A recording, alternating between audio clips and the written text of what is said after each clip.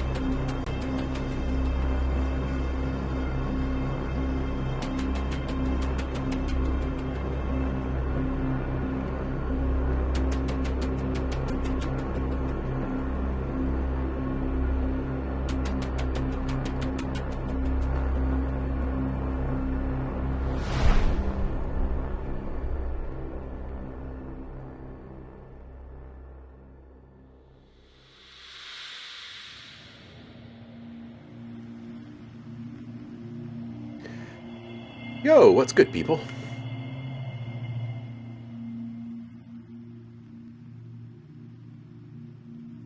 Hope you're all doing well out there.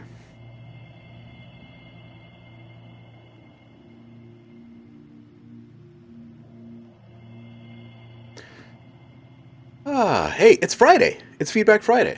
We're finally here. So, Dremic, you're first. Welcome in, homie. Shouldn't be driving so fast while you're asleep, by the way. Just safety first thing. Agnos! Welcome in, homie. Judging by the updates in chat, a lot has happened in the last year. Hope you're well. Kashi, if you're still in the room, appreciate you, homie. You and your 31-month streak. Sheesh. Haven't you got anything better to do? Appreciate you, homie. Saffron is here. How you doing, Saf? I get to see you next week. Who else is here? Paul is here, tuning in from cloudy Maryland. It is bright and sunny here in Portland. It's kind of funny to say, but it's like, we're finally through the heat wave, and we're only at 90 degrees. Ugh. Jeez. Multiple days in a row with triple-digit heat. It's just not what we're built for here. Turn that noise down. Agnos, living in LA now. Kicked off photography career this year. Been traveling all over the place, events and stuff. Hope to keep it growing. Nice, dude. That sounds good. Good. Photographing at the Essence Fest in New Orleans. Nice, dude. Oof. Day and a half delay because of barrel, dude. Hope you're staying safe out there. 120 in AZ is its own flavor of hell. That is the truth. Yeah, we had a couple days ago, we were forecast to hit like 108 or 109. I think we only hit like 106 that day or something like that. But it was us and Bakersfield, California, that were leading the heat charge that day in the country. And I'm just like, man, this is not right. Like, we should never be the hottest place. And two, we should never, ever, ever be the same temperature as Bakersfield. There's something wrong. If I were the captain of the ship, I would tell Scotty to go take a look. That's what I would do.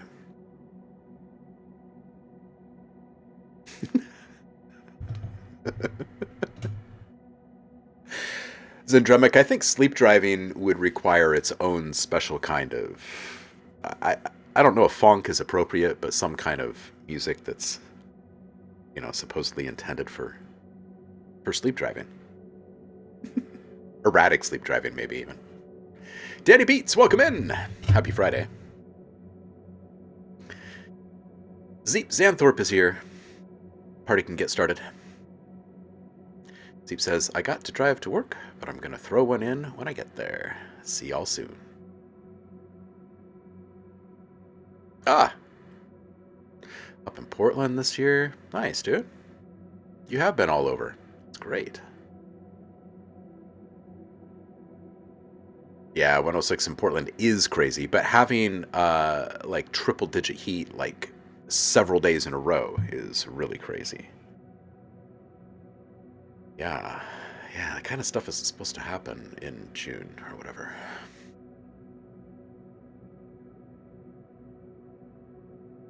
Yeah, I guess that's true. Every hottest place on the map has to share it with Bakersfield. That's true. Liv is here. Got distracted learning about Brian Eno. Oh, that's a good distraction.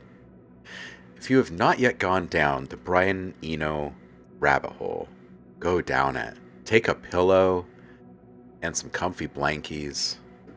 That's what I'm talking about. Maybe some snacks. Brian would approve.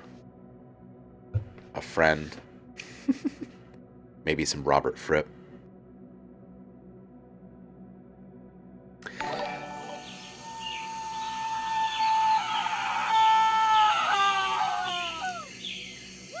Whoo, that's hot. Respect the gazelle. Thank you so much, Scruffy Rico. Hope you're doing well over there. Liv, just discovering Brian Eno and being such a fan of the guitar, you would love to know that Brian Eno and Robert Fripp are like this, and they've done a bunch of things together. And you should look them up and feel happy about it. It's good stuff. It's good stuff. Paul, today it was 107 in Portland, and of course it was 106.9 in Bakersfield. Ooh, Scruffy Rico, 33 months. Dude. Oh, you've been down many Brian Eno rabbit holes. Okay, good. Excellent. This is good to know. We should probably listen to you guys, right? Yeah? Yeah, okay. Yeah, we'll do that. Oh, you know what I didn't do? Wait, should we listen to another track while I put up new free sounds? Is that what I should do? Because I have it all zipped up, I just didn't upload it for you guys. We're doing trinkets, so maybe I should put it up. Or no, maybe we'll do it this way. Okay. Everyone who is subbed gets free sounds. We all know this. But if you have not grabbed the sounds that are currently up, grab them. Because I will put up trinkets as soon as the stream ends, and you'll get 2 packs instead of 1. If you're downloading it today. Alright. That's our plan.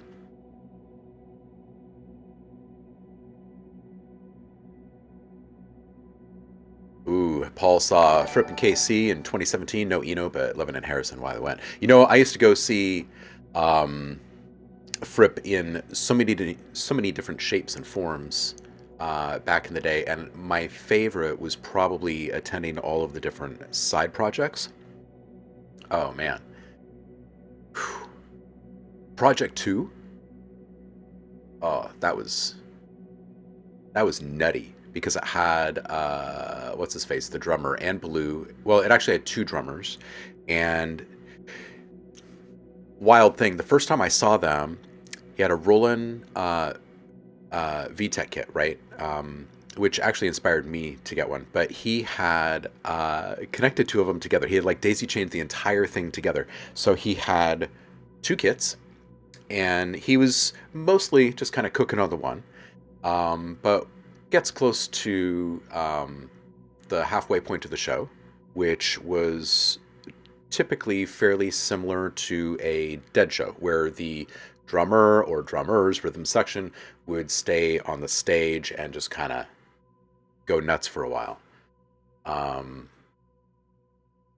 And dude busts out the most insane... I'm going to start this track over again over here. Dude busts out the most insane solo that I had seen yet at that point on any kind of electronic drum kit, and was just doing things that and I'm a drummer, I couldn't quite fully explain. Like how he was able to actually get the bounces that he was getting and to keep it all going. It was just mind-blowingly good. And they quickly became probably my favorite of all of the different like offshoots of King Crimson and all those guys. Saw him multiple times. Last time I saw him, Questlove and the Roots were actually in the building, and Questlove sits in with him on the drum jam and just broke all of us. Like, all of us in the place just broke. That's what happened. Oh my gosh. What year was that? Oh. That was a good memory. That was a good memory. Bruford, thank you. Bill Bruford.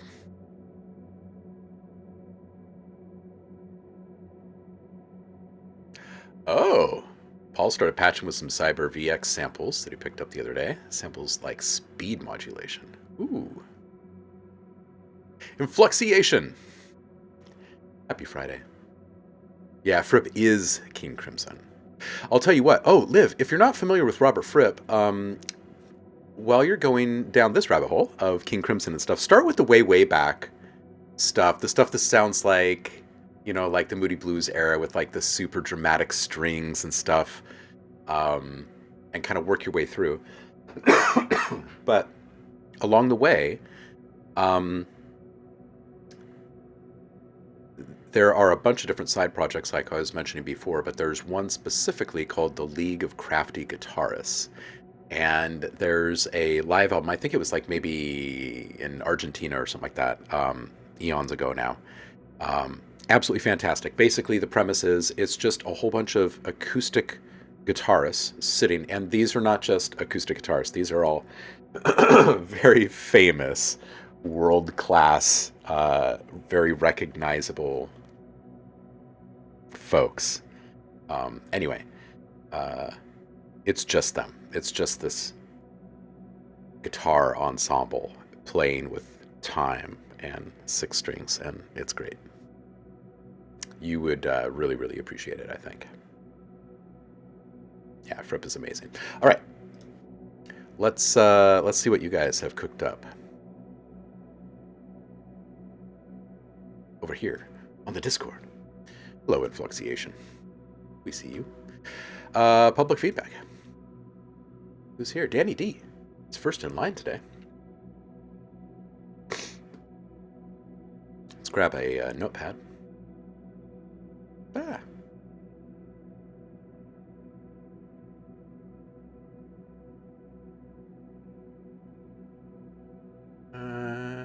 That one's all taken care of. Ayo. That one in there. Danny D. Oh, the blue era of King Crimson is your fave. I think probably mine too. There is a lot of respect for these guys, but like, consider this. They had an idea of what they wanted certain things to sound like. And this is back in the day. And when they didn't have the right sounds coming out of the instruments that they had, they made new instruments. Right? Like they wanted like just this really raw kind of guitar, so they invented the war guitar. I don't know. Just, I want more guys like this in the world. More people like this.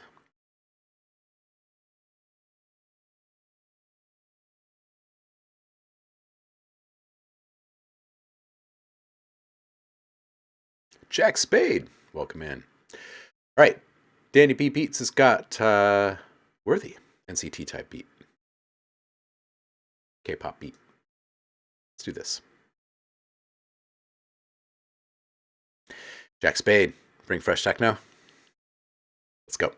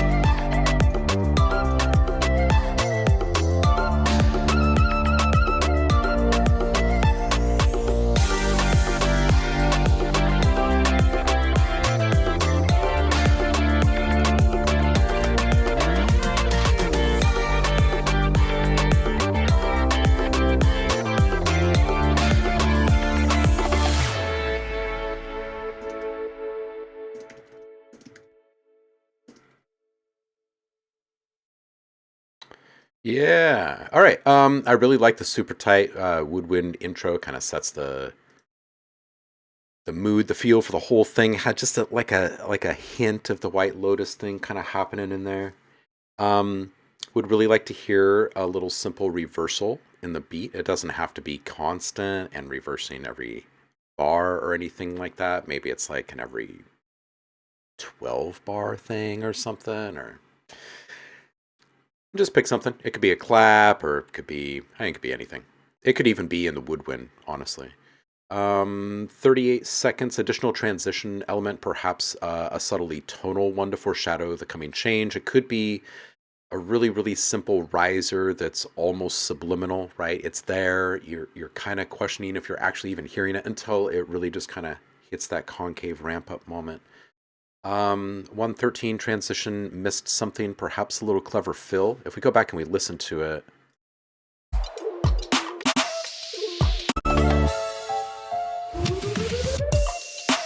there is a fill, but it's just the do do do do do do do do. And I think that maybe if it was more like a do do do do do do do do do do kind of a thing. I know it's within the K-pop theme, right, the genre, but I think that it can be just a tiny bit more funky and it would feel a little bit better. Maybe just a little bit less predictable is what it is. 151. I feel like if vocals get placed over the top of this thing, it's going to be awesome. 220, I think the claps can come up just a little bit. 240 can filter down the bass in this moment and then have it open up in the reveal back to the full mix. I think that's it. I think that's what I got for you. Good mix, really good beat, very good palette of sounds, really good arrangement. It's good stuff.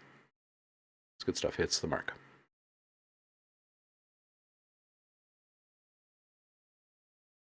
Yeah, people in the chat agree.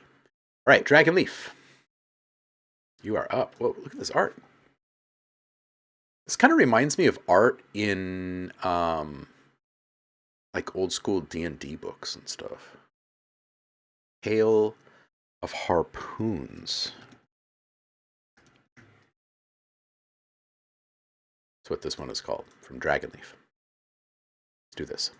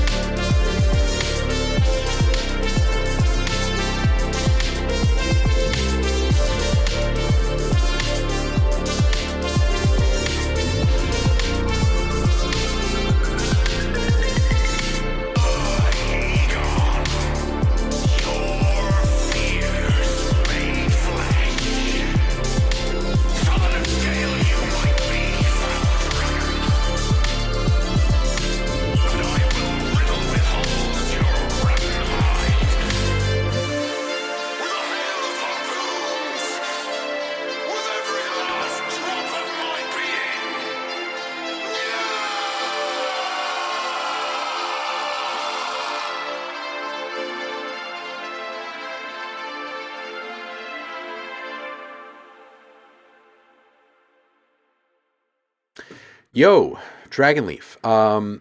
This is good. I like this one. It's very cinematic in feel. Dialogue up a bit, more on top. 27 seconds in, more separation between the ARP and the bell. And in general, I like the ARP where it is, and I like the pad, but I do think that the ARP and the pad are driving competition for the rest of the track. And if the pad were to be brought down somewhere between like 5 and 8 dB, something like that, and then the ARP, I think it needs to have just like a pretty steady dose of automation on it, honestly. Like as the dialogue comes up, the ARP comes down so it can kind of be heard a little bit, just a little bit of like natural ducking, right? Um, just a little up and down all over the place, but the ARP, it might need to just come down in general a little bit too. The other thing I would say mix wise is if you were to go through and try to take out what you can around the 250 to 350 area in some of your sounds. Um, it could be percussive, it could be melodic, but I think that there's just a general kind of build up around that area. Um, and if that was lightened just a little bit, if that load was lightened across a few of the tracks down there, I think the whole thing will feel a little bit more well defined. 104, a little more from the snare. 112, really good tom fills. 144, the rapid flutter can be up just a touch, I think, and also consider extending its appearance. It's pretty fleeting, which is fine. It's good to have the ephemeral stuff, but it is very ear grabbing. So to have something like that pop up and then just so quickly disappear, it'd be cool if it like maybe moved across the stereo field, so it felt like it was fleeting because it was moving away from us or something. 218 pad down, and that's just for the entirety of the track, I do believe. 234 ARP down here, let the dialogue rule, but that's just like one moment. So I would go through and just kind of pay attention to the ARP and its relationship to the various elements in the mix. And if there is something that should take priority over it, just dip it down a little bit with some automation and get it back up again a moment later. Anime Fishy, what kind of advice would you like to receive? We're a pretty happy, friendly, and genuine crew around here. I would say that somehow half of our banter ends up being non-production related stuff. We like to help each other in life too. So, Syndromic says that lead's a bit spicy up top, and the verb is making the notes congeal into a big whoosh rather than hearing individual notes. I pulled back on the verb and dimmed the brights a bit. Oh, this does remind me about the other thing that I was going to mention is the reverb. Not necessarily the reverb choice, but how the reverb is being applied and or routed. So it does feel like there is the reverb being applied in series, right, directly to the ARP. And if it was being applied in parallel, I think you'd probably have a little bit better control over it. And then EQ it. EQ out the frequencies that you don't need. So everything probably under like 600 or so. And everything above maybe like 2K on that sound, something like that. Maybe even like 2.5, somewhere in there. And then that will help with this kind of, it's not really resonance, but there's kind of a resonant build up of reverb in the mix in general. And I think a lot of it is just coming from the ARP. So there we go.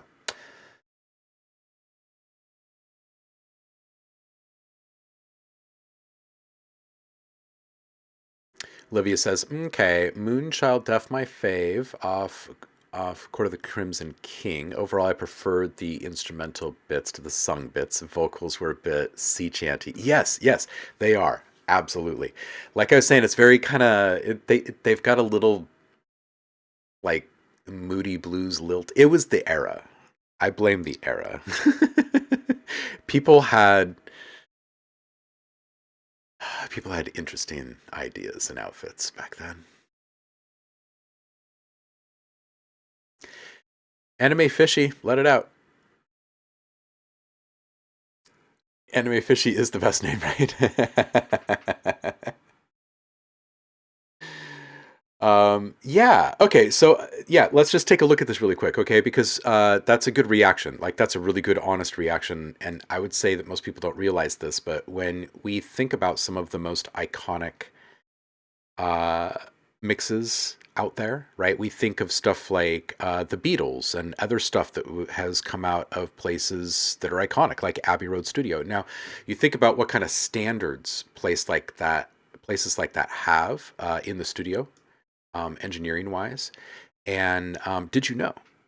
Did you know that the standard in that particular studio for a very long time was this for reverb? In fact, it may have even been greater than 12 by something like this. So it's very much band passing. And the reason why you want to do this, it's not just with reverb, it's with other time-based effects, right? Things that allow remnants of the original signal to be delayed and then hover in the mix. So what that does is the short form delay, right? Here's the OG signal coming through, like, look out guys, I'm on my way through. And now there's reverb. And reverb can be kind of like the big drunk guy at a party that doesn't really realize how big and how drunk he is. And everyone else realizes a lot. And the biggest reason is because he's big and kind of slow to get out of the way of everything, right? Kind of think about that as like lower frequencies, especially delayed lower frequencies that are elongated, right? Their decay rate is elongated. So everything just kind of runs into them. And each time that happens, it kind of softens or obfuscates or clouds or muddies or whatever the mix in some way. So, time-based effects. That's why I'm always saying EQ your verb. In fact, it's actually one of the oldest OhmLab memes from back in the day. Don't be a savage. EQ your reverb. Oh, that made me a little misty.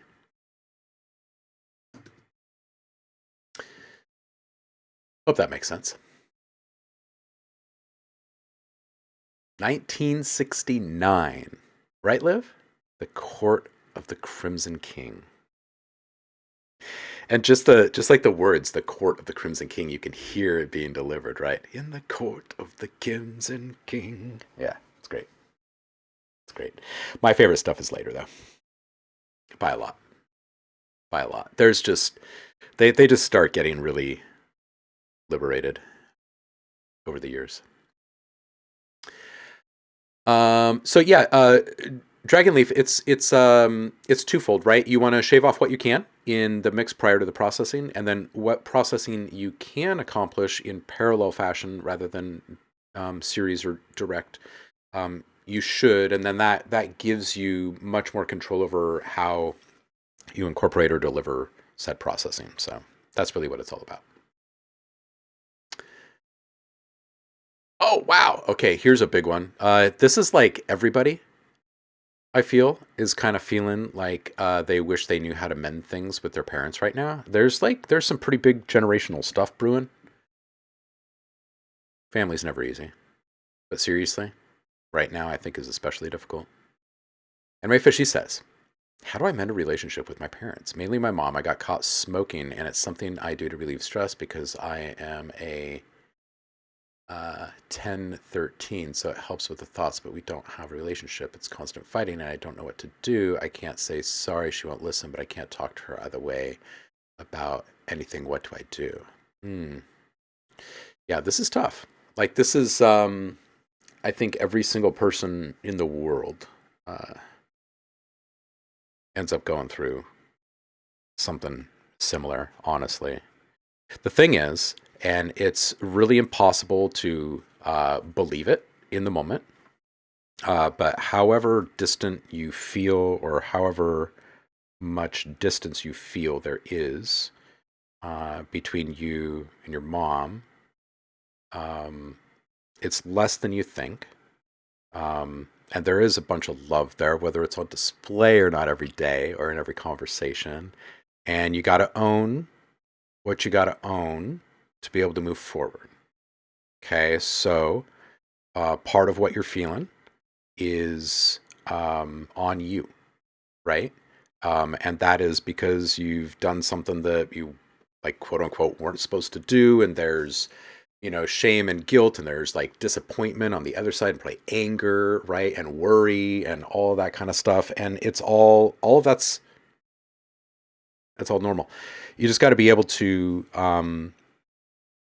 actually be people with one another and not adversaries. So if there is something that you truly do miss doing or connecting over or something like that, I think every mom in the world is completely and utterly vulnerable to these moments where their kids approach them and say, Mom, I miss XYZ. It's a really good way to start a conversation about something. There will probably be tears. You guys can get past some stuff that you don't realize you can get past. Um, Smoking isn't good, right? That's why mom doesn't want you doing it. You're stressed out. You're young. You're under a lot of pressure. Your whole life is changing constantly. You don't know half the feelings inside your head. So yeah, smoking is easy. I get it. Um, we've all been there. It's um, it's just a matter of being real. It's just a matter of being real. And if you want her to understand, then be as absolutely genuine as you possibly can be. The hardest thing is opening up and saying something honestly, um, especially when that honesty kind of bumps up against uh, the standards of the household, right? Like, but people are people, and you are becoming your own more every day, and your parents will accept this. They went through the same thing, whether you believe that or not. They did. Um, and Yeah, just be genuine. Don't be adversarial. Don't try not to be defensive, which is like an outrageous thing to ask of anyone. But seriously, like this is it's an opportunity. These things are opportunities. As difficult as they are. I'm just reading Liv's comment here. Yeah, ain't no need for lows and your reverbs. Your reverbs. Your reverbs. Jack says, wow, super tips, man. Thank you. Um, Anime fishy. No, it's not like a trauma dump. It's real. Yeah. And Liv says, I think you have to listen to your mom here. Yeah, the fighting thing, it's tough. It's tough. It's tough. Parents suck, man. Well, I'm a parent. I'm a parent. I'm constantly being told by the people around me that I'm a really good parent, which feels good. And I know that I am because my kid is very like emotionally um, mm, strong and healthy and aware and um, anyway able to effectively communicate uh, things, and it's good to see. My main goal is to break every cycle that happened when I was growing up, because I didn't grow up in a really healthy situation by any means, and have him want to spend a bunch of time with me in his adulthood. That's like an actual desire to be around, because I didn't rub him the wrong way all those years. That's my goal. That's my goal. 1013 means suicidal. Okay, I understand. Yeah, so it'll be 18 by then. Yeah, and sometimes that's what it takes. When I turned 18, I was gone, out like a bolt. Um, my dad was actually out on a business trip, so he came back into town, and I was just gone, which wasn't the greatest way to do it. But it's really, really hard sometimes. And if you're in one of those spots that's just like really, really hard, like we don't know you, we don't know your situation, we don't know how hard it is. We don't want to make assumptions, right? Like if things are really just super utterly dire, um, then yeah, try and plot and plan and find a way to find yourself the most healthy situation possible. Um, Moms do know a lot, though.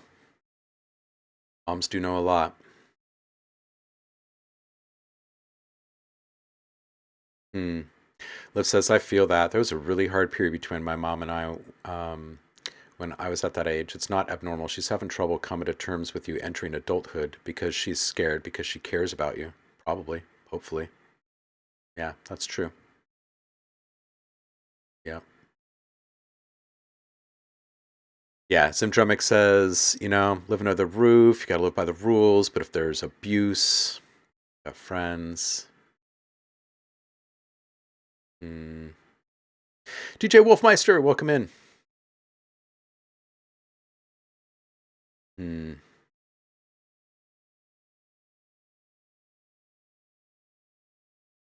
Yeah, emotional intelligence is it. And you know why? It's because of this, Anime Fishy. Like, that's like my main purpose in life anymore, is to make this relationship with this one person as good as it possibly ever could be.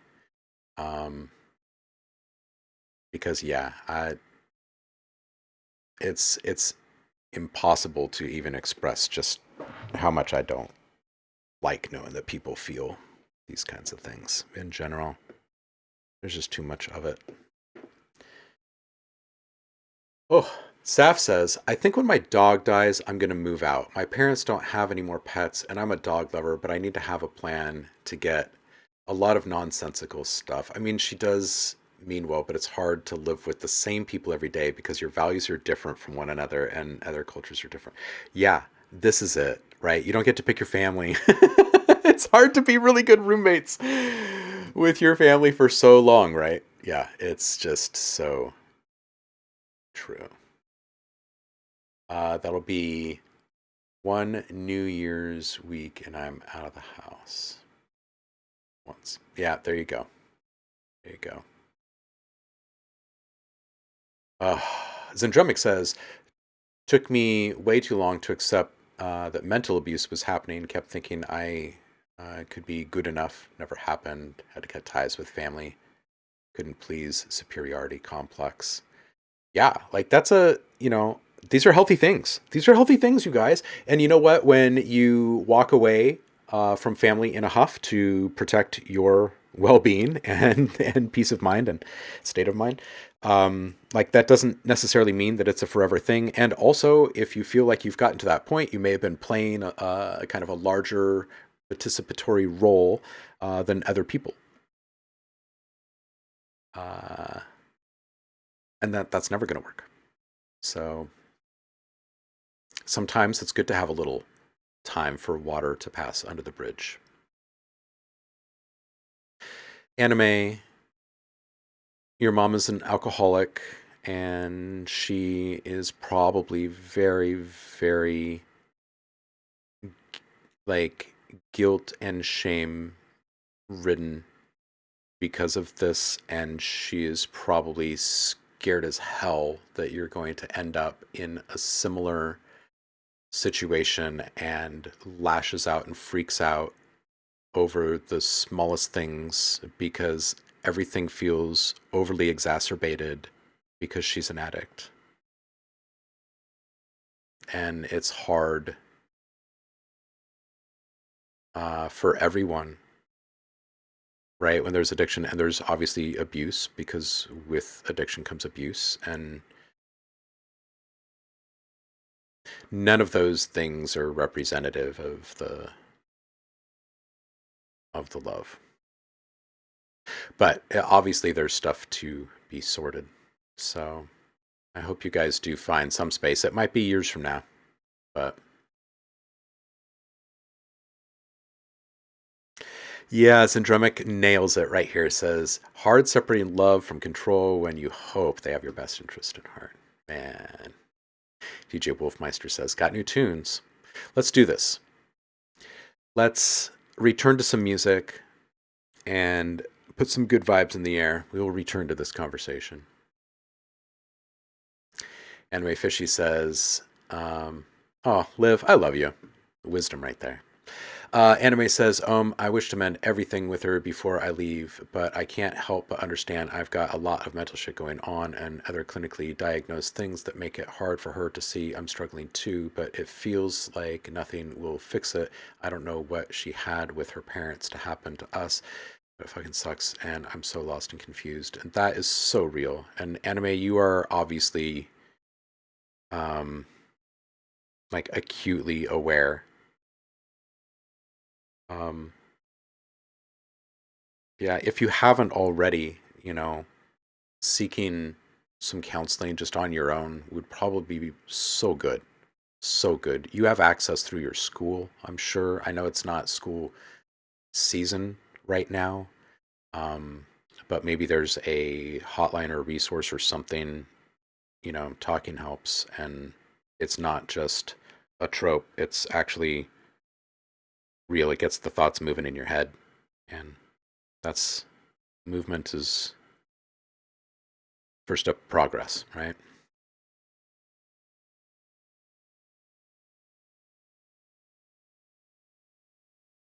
Hmm. Seth says, I read so many books on resilience, and by the end of the day, it's about what you want your life to be. Nobody really shapes your life but yourself. You have to paint the picture of what you want your life to be.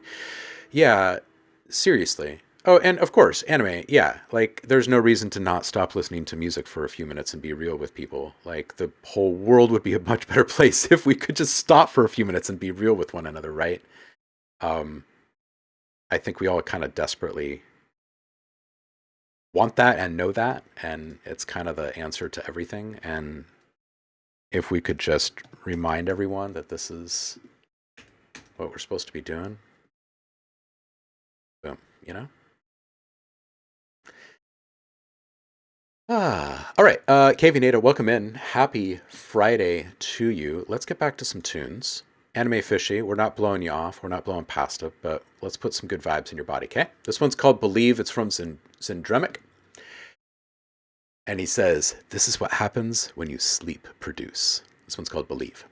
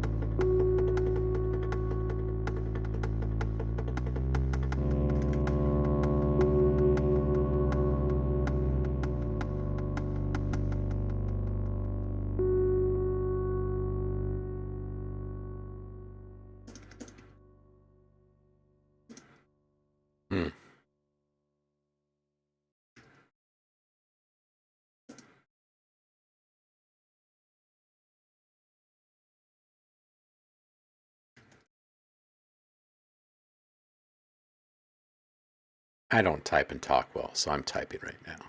Hang on just a second.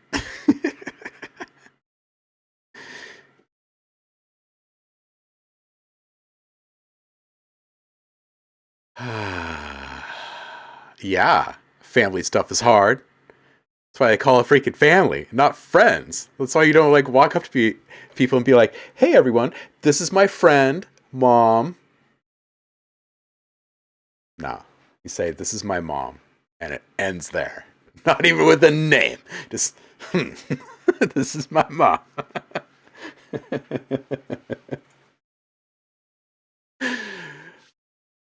It's true though. Syndremic, so good. This has sync value, and it's lovely.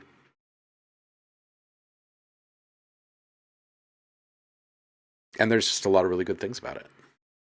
I don't have a lot to pick apart here.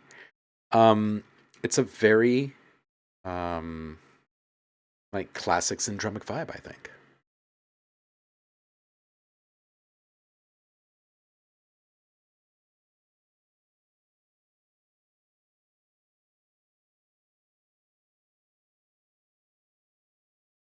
Ooh, hey, Saf, you might be onto something there. Saf says, if someone told me to do something like Taylor Swift, I'd probably give them a very dub, ambient, washed version of her music. Yeah.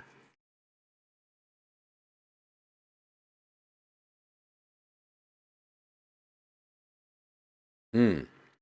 Dave, Britboy in the chat says, "This is like exactly my scene of music. And tell me if you're gonna take this off Discord because I need to. If so, I need to purchase it."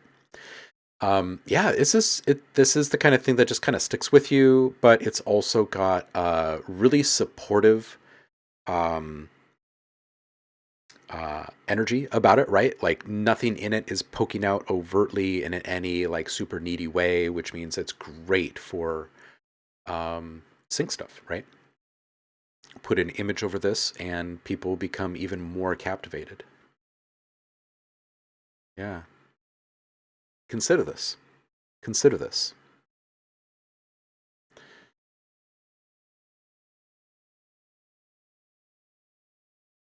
Hmm. Hmm. DJ Wolfmeister says, "I gotta do what makes my heart sing." You know that right there. Well, that's just gonna get pinned for a couple minutes, I think.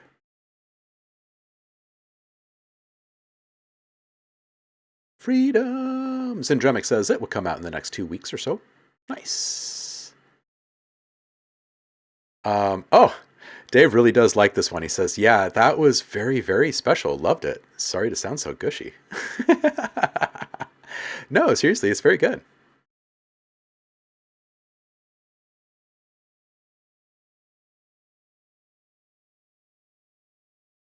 Hmm. Hmm. Hmm. Hmm.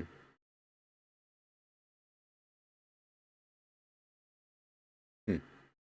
Yeah, it's kind of funny just to see the reaction uh, that everybody has when the entitled or ignorant friend comes along and says stuff like what DJ Wolfmeister's just experienced, like, "Oh, I really like your sound, but you should make different music, like the kind that I like." Like that's just so.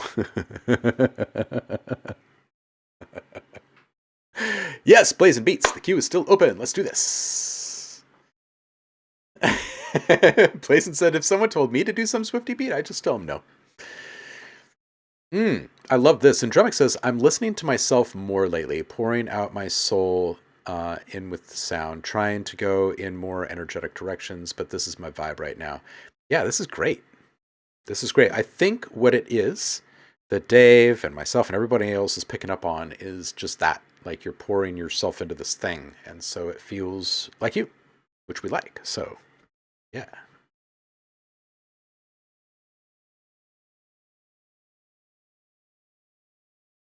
Britboy says, I want to try writing a cheesy boy band song just to see if I can. Dave, you're going to end up writing like the next K-pop hit or something.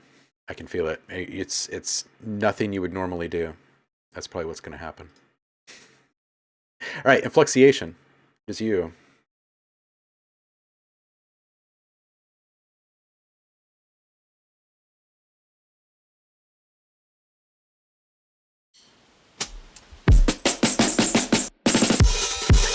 I like your way to say that you're the only one that I make her stay down good. All I can do is all I give of my love ever wait in away. I can't spend you, we want to below things bring me good memories. It's good start today. I with you next to me, and I see your beautiful eyes. On bad days, I'll be there until holding you. On bad days, I'll be there until comfort you. On bad days, I'll be there until holding you. On bad days, I'll be there until comfort you.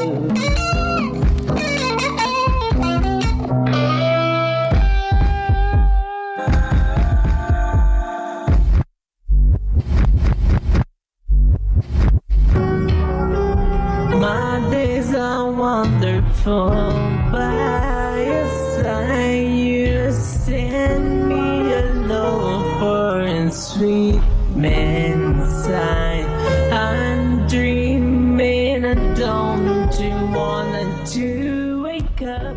I just want to live with you. Okay, so cool stuff. I think the LUFs are a little bit hot. It's a measure of perceived loudness, so bring the loudness down a bit. It really reminds me of some like 90s avant-garde kind of mashup type of stuff. Channel switcher stuff, we used to call it. Spend a little more time with an EQ on each individual sound. Remove highs and lows that aren't really necessary. There were some low frequencies that were a bit blown out that weren't really necessary, and they kind of got in the way of the ones that were obviously intentional. There might be kind of added value in bringing in very small little embellishments just for the sake of embellishment, right? Little transition sounds or rewind sounds or small reversals or degradation of sound. These tiny little things in this type of rapid fire change music can add quite a bit of value if done right. They're just tiny little fleeting little bits, oftentimes less than a second in length, right? And it's just a way to kind of bridge and transition some of the bigger leaps, right? The harder juxtaposition. The other thing I'd mention is you can take the low end cutoff on the entire project and just roll it up to probably 40 hertz, 12 dB per octave curve. What I got for you. But bring down the LUFs a little bit.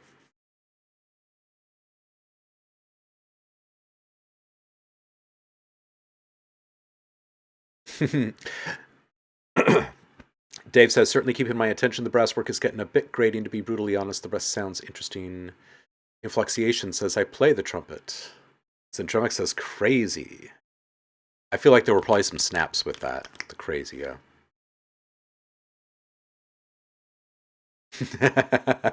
Dave says, the world is a more interesting place with the track in it.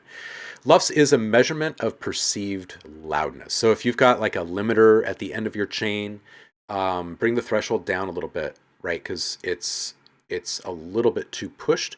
If it was just a little less loud, then I think the trumpet translates a little bit differently. Right now, here's the thing about organic, like orchestral instruments. They function at their absolute optimal on their own, like naked in space, right? As soon as you begin to add an element of drive or anything like that to it, you're pushing it beyond its kind of normal scope of operation, and our brains call phooey on that because we start to hear elements of the sound out of balance. That's really all it is. So anyway, to avoid all of that mumbo jumbo, just try and bring the loudness down a little bit.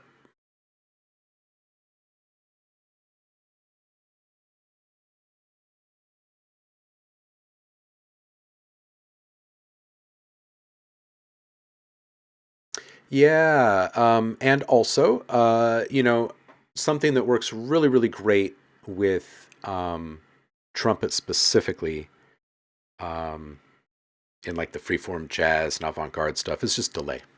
It's just delay, bringing like reflecting and echoing little bits of the shiny brass awesomeness is so good, so good.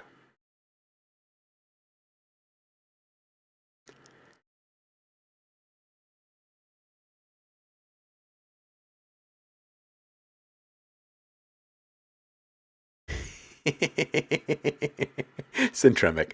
Neg 14 for me. I'm a Spotify fanboy. I'm kidding. I just got stuck at Neg 14 for some reason.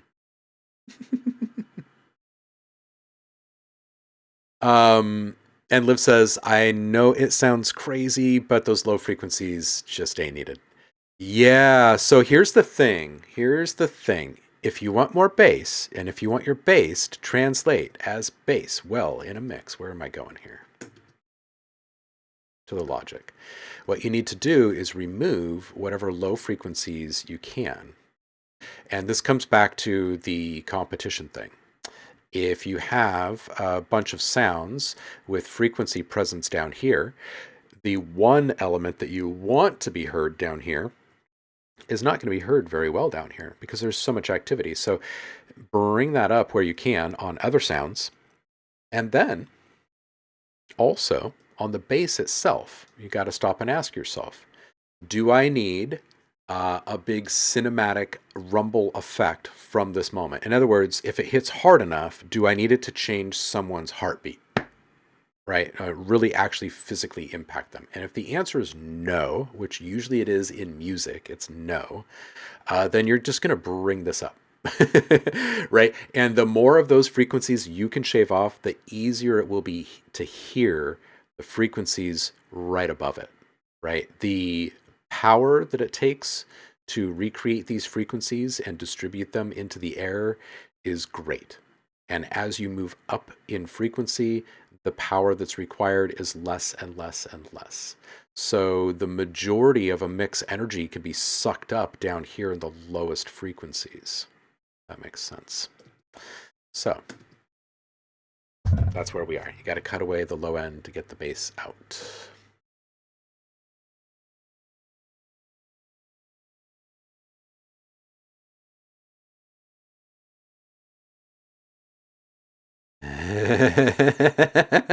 Yeah, I think this is an accurate depiction of loudness. Britboy Dave says Lufs is like a drug. A little bit is nice, but if you get carried away, lives start getting ruined. It's true. This is how the loudness wars began.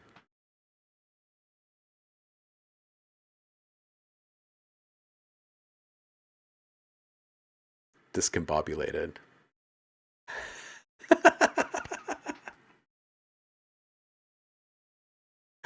My grandfather always said discombobulated, and I didn't know that the real word was discombobulated. He was the only person in my life that used discombobulated, but he always called it discombobulated. He had a few little funnies like this, and I spent time around him. So I grew up saying discombobulated and thinking that that's exactly what it was.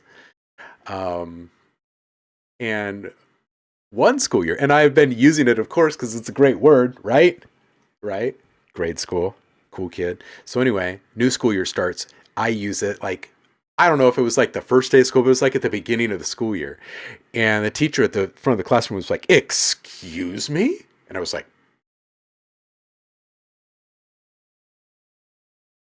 "What did I do?" And then I got read the riot act. Gonna start calling phase issues phooey. I like that. DJ Wolfmeister says, I actually have a full-length record called Discombobulate.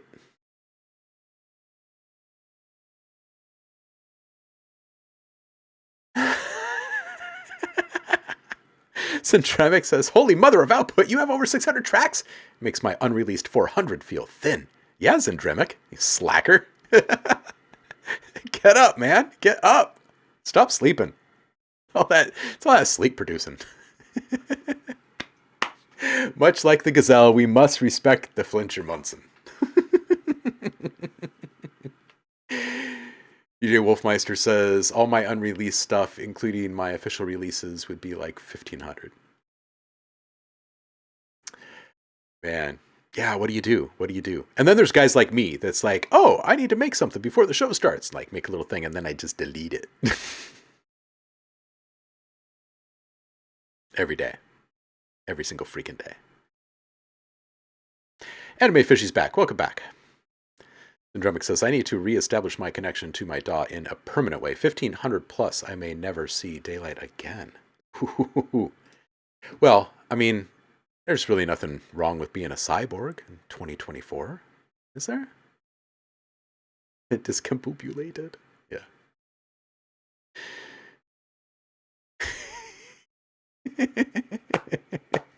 Yeah, he had a few funny things, and I remember learning that they were odd when people informed me. Like, he used to say, oh, you stink purty, when someone would like walk into the room with perfume on. He was a really good guy. He's a really good guy. And so I copied him quite a bit in these little isms that he had. That was another one. Oh, I remember being really young and telling my friend that she stank purty, and she just kind of looked at me like, you just said I stink? That's hilarious. Every freaking day, Syndromic. Every freaking night.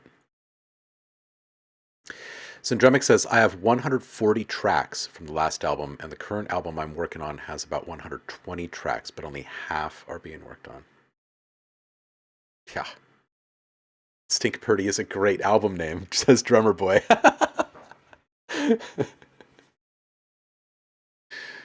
Oh, that's great. Yeah, don't we all?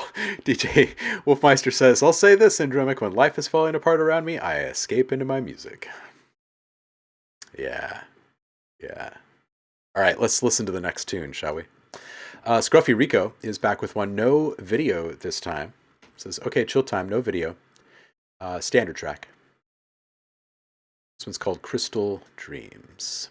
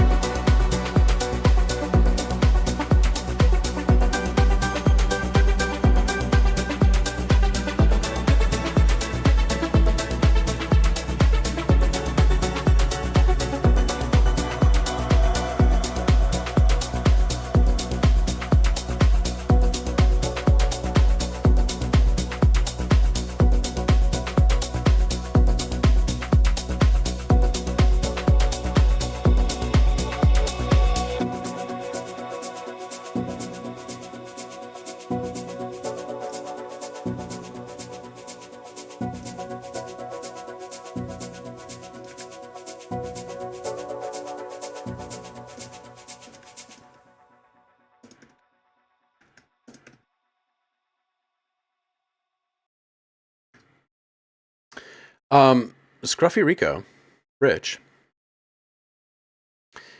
feel like it needs a hook, something to demand the attention. I think the kick feels just a little bit big. I think I agree with Dave about the hook, and the pulsing distorted element felt like it could have more volume variation throughout. There were a couple of points where it was poking out, and I was like, this feels kind of overt in this moment, but I think it's at the same static position that it's been at throughout the mix. So, great track, great palette, great arrangement, additional hook. Kicks a little bit big, I think. And get some automation on the pulse. Another solid track. Yeah, real chill. Really good stuff. Liv says it's so hard to beat Dirty Trumpet, right? That sounds like a sex thing. Kyan. Kyan, is this your face? Happy Friday. Welcome in. Yeah, I feel like Batman has been unmasked here. This is Alien Rave Dance Party Forgotten. First time doing vocals in a long time. Never really did them too much, so I'm sure you haven't heard my vocals yet. Okay, this is great.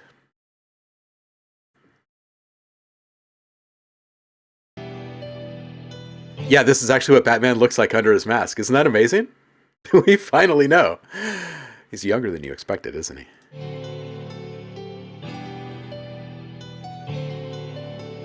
I can't feel no different. Baby, this love is driving me crazy. Starting to think that I can't change me. Self-isolating, will I ever leave this room?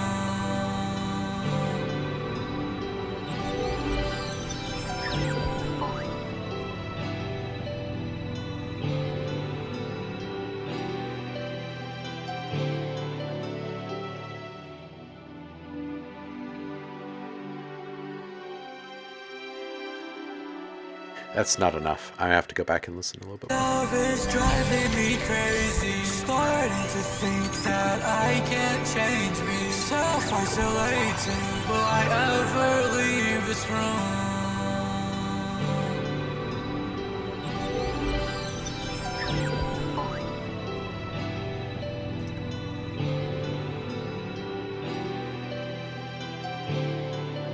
It's driving me crazy. Starting to think that I can't change me. Self-isolating, will I ever leave this room?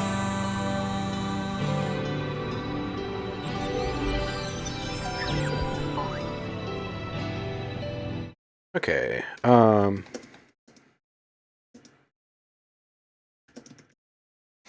Lasers and ear candy on the sides are distracting from your vocals. I would bring them down significantly, like 10 dB to start. And also tap down frequencies 7K and up. There's a little wind up happening with some of these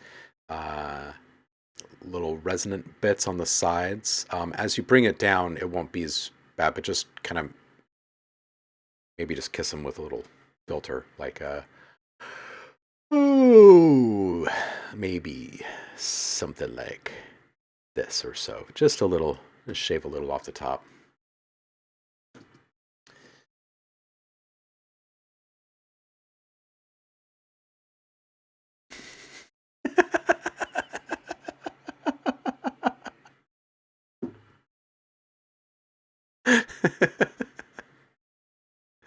Oh, that's funny. Saf, I ride the Batman, but I'm not Batman. I'm Catman.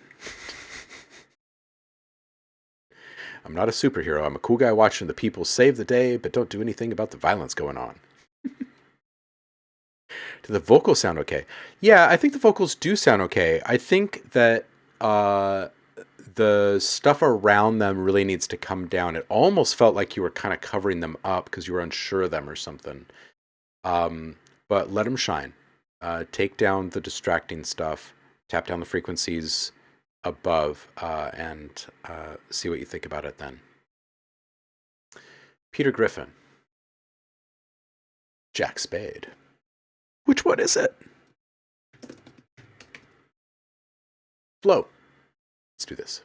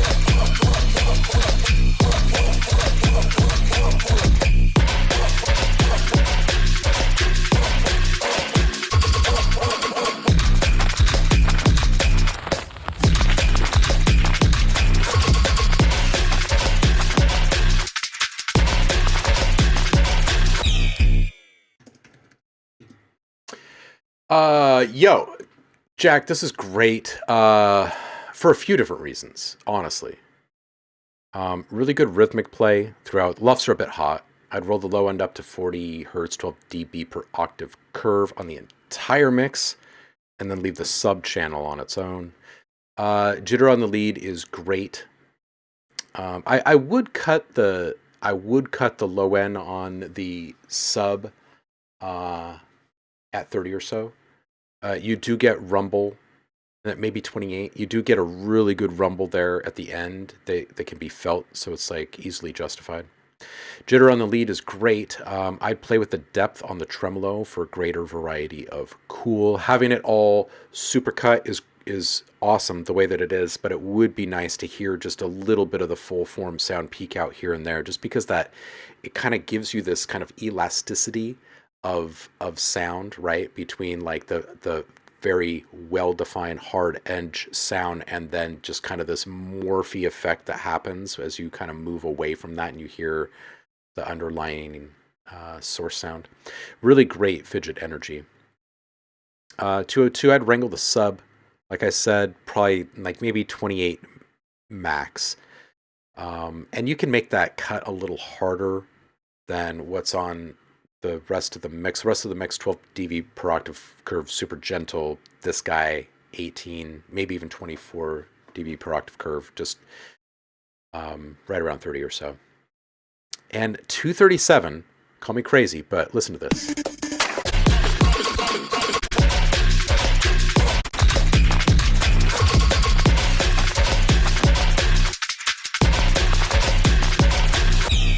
Okay, so you've got these little cutouts, right? These moments for a response, if it was to be like a call and response kind of thing.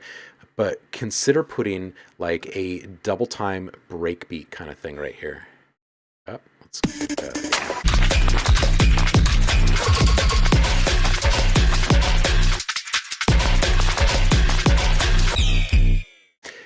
Fills. That's what it could be. A little double time fill in there. That's very cool. Squeaky, interesting, rude. It's awesome.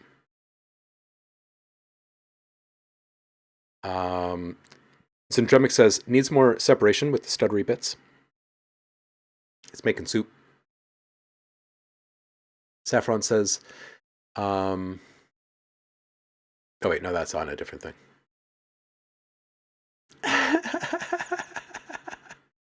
Syndromic says, needs more separation with the stuttery bits. Otherwise, it was disgusting. Make more.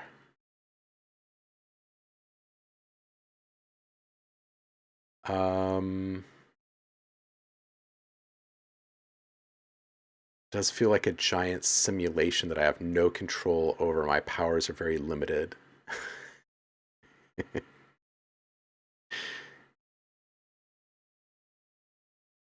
It does sound like a Philip Dick quote. Zeep Xanthorpe is up next. Zeep!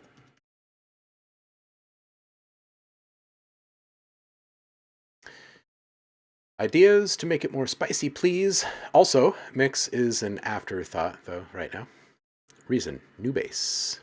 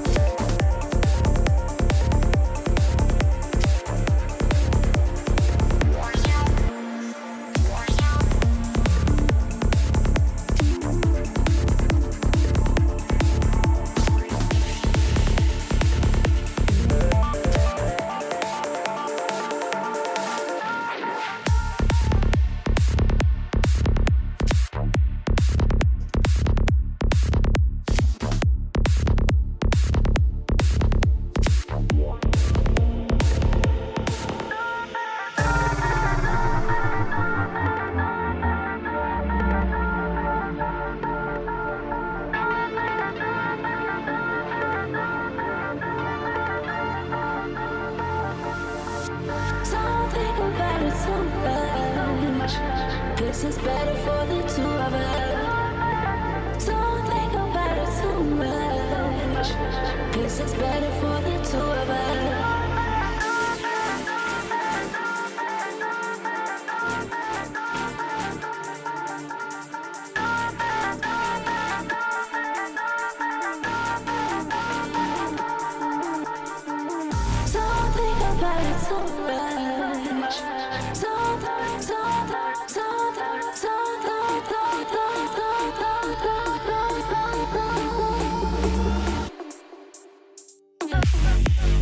Oh, what?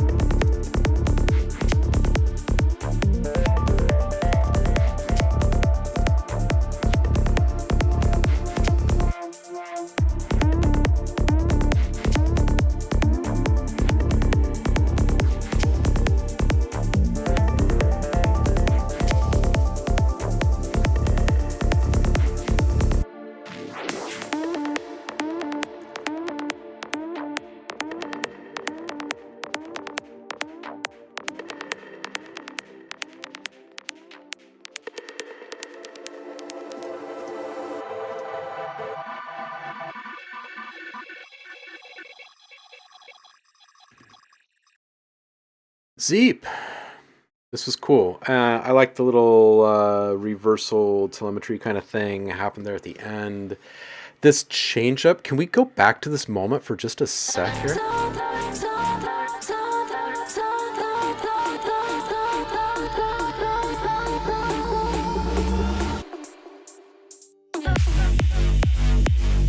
I mean, okay,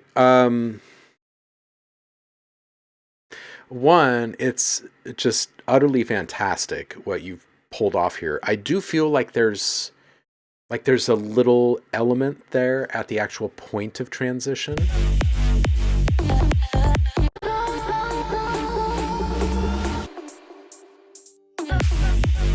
Yeah, it feels just a little bit clunky with that pause there. I think if you were to remove it, I think it's there for effect, right? But think about this. If instead of having that extra like second or so of hang time, if you were to remove that and put a suck back in there and make it really fluid instead, people will be like, what just happened? It's like when you blink and something changes. You know what I'm saying? Um, might want to A/B that. Let's kind of compare. Okay, so first off, really cool timbres being cooked up in this one. 42 seconds in, this really fuzzy vibration energy you've got going is cool. It's absolutely nothing like the second half of the song. Very cool, though. I really like the pattern at 108 and the bass line. 120, this lead. I think it'd be a little bit more saucy. If you were to pour another layer of some saturation on it, if you've got a tool that's like Rift or Thermal or something that you can add movement very easily to, or just like some freely assignable LFOs or something like movement from Outlook or output. I think any of these would be really good choices. But anyway, the idea here is that if parameters are being moved around and there's a little resonance and saturation involved, that you're going to get some really cool kind of warpy, foldy, happy accidents out of that thing. It might be worth it to spend like, I don't know, 5 to 10 minutes of just loop recording with a few different kind of wild saturation patches and just record the output of just that process and see what you come up with, because you might find a few little clips that you can go back and layer in there that would just be phenomenal, Yeah, 316, I'm not sure that we really need to beat this anymore. It was a bit of a quantum leap. It was really good. And I think that Liv is right.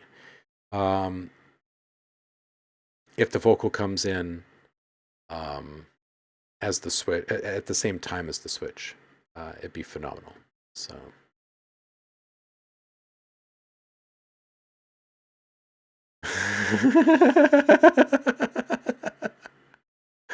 oh, okay. Everybody loves the Switch. Everybody loves the Switch. Not the Nintendo Switch. The Zeep Xanthorpe Switch. Try the suck back. I feel weird saying that. And try to lengthen the pause. See which one you like better. I'm usually pro pauses, so I'm biased. I usually am too. I'm pro pause, switch, and drop out. Nintendo Switch is pretty great, though. I like Zelda. I'm a Zelda fan. My kid took the Switch with him. He's at the Oregon Country Fair right now, and I'm just like, oh, so jealous. So jealous. Wolfmeister. Wolfie's been busy remastering hundreds of tracks. Wolfie, you can feel free to drop a link if you like. Get some more input from the community if you like. Wolfmeister says, kind of curious, and we've spoken about this on chat before, but I feel a lot of my compositions were muted and dead before I changed my mastering methods. This is one of those. What do you think, Omi? Let's go find out.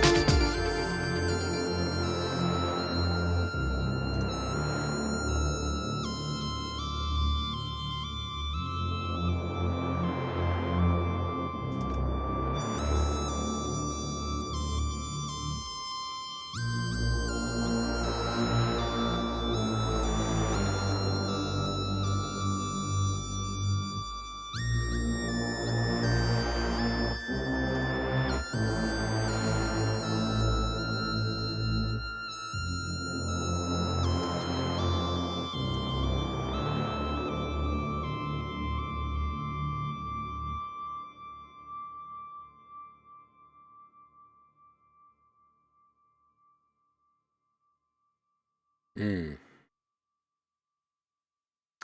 DJ Wolfmeister says, OhmLab, could this be good enough to go for, say, computer games at the moment?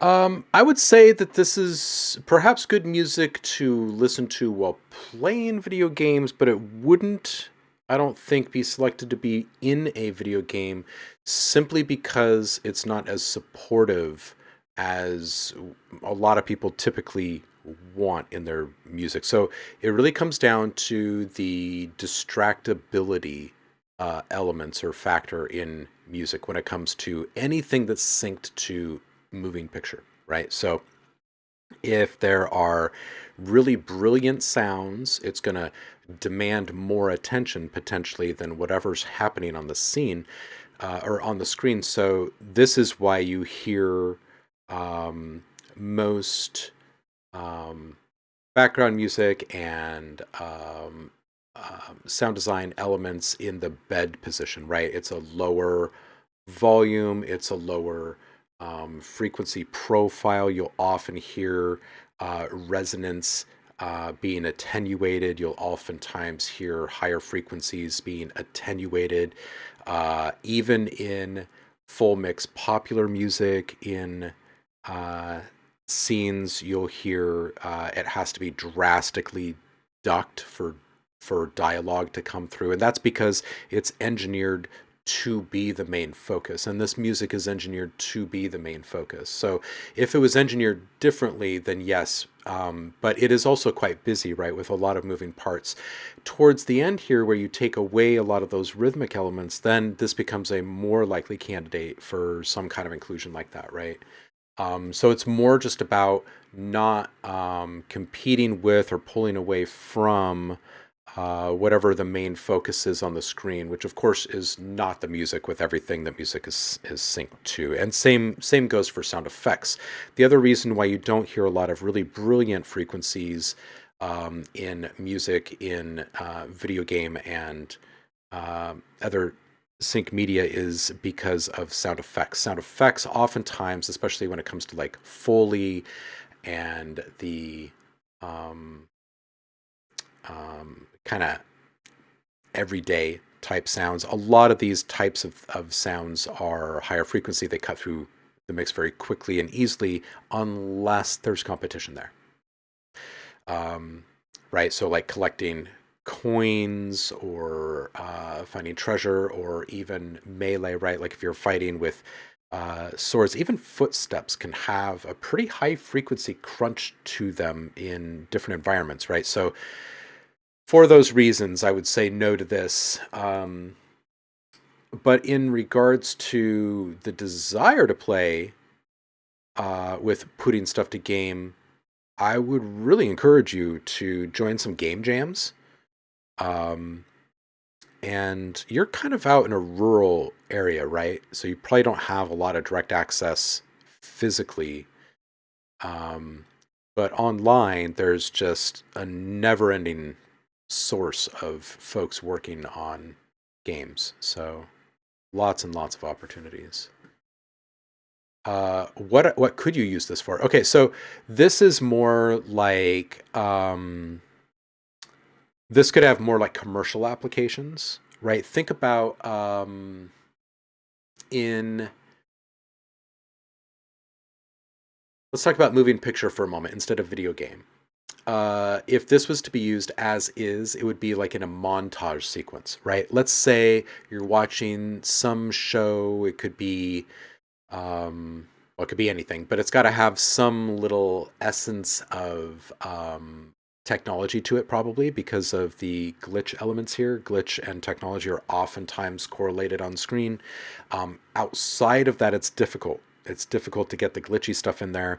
You often see them or hear them in like inner city kind of urban terrain type montages. You see them in sports type stuff, especially kind of city-based sports rather than like field-based sports. Action sequences. Not necessarily like chase scene, but you do have this kind of pulse element in there, which kind of lends itself to that. More than anything, what it's going to come back to is that it needs to be a moment where a full mix that it's intended to be the main focus is put on display. And oftentimes it's just not going to be the case when it comes to screen stuff. So what I would suggest, if you want to start moving in that direction, you want to have opportunities like that, is make some less busy stuff and focus more on the minimal glitch side of things, right? The calmer side of the IDM scales, so to speak. So if you were to listen to some triphonic, right, and see what Brian does with his kind of minimalistic approach, right, takes all these wild ideas and boils them down to these very tastefully delivered elements that can easily be put into the background of something and not overtake or not demand too much. Yeah. Yeah.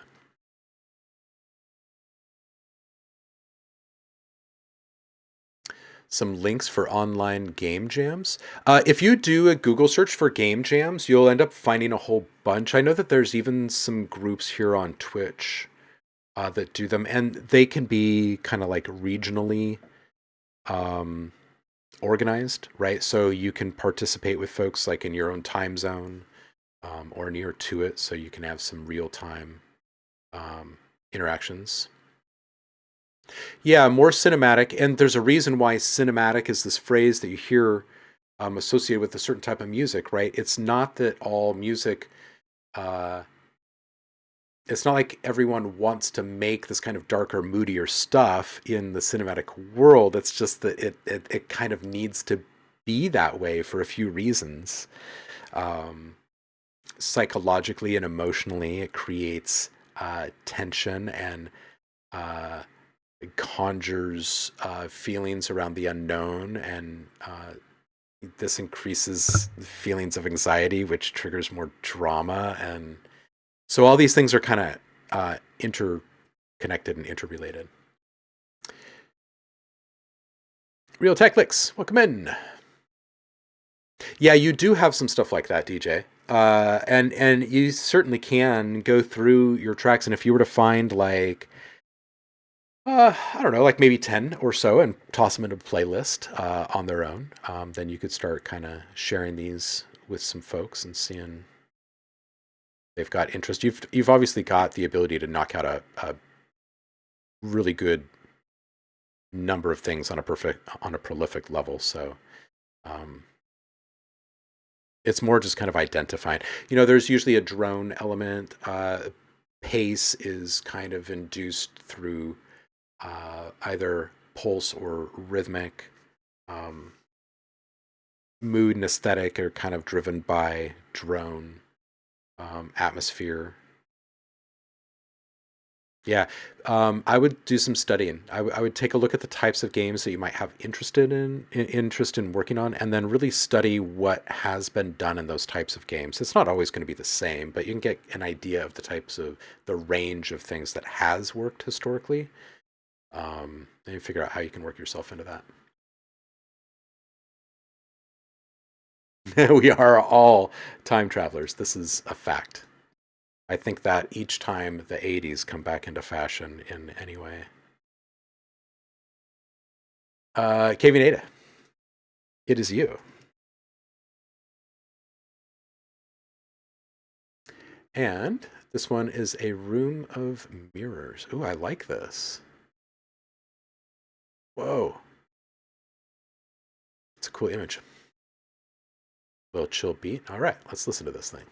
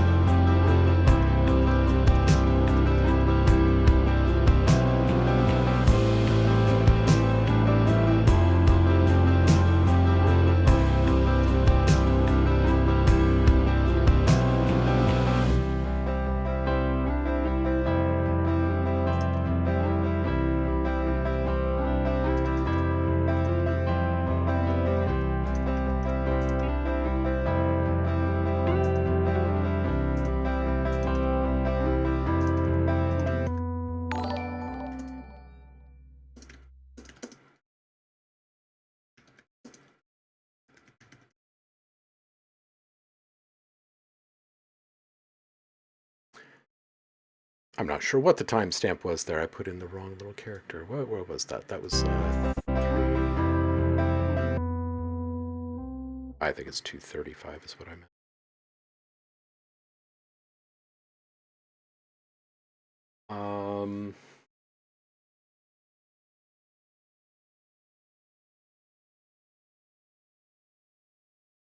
All right. Kvinata, I think this is great. I think this has a great deal of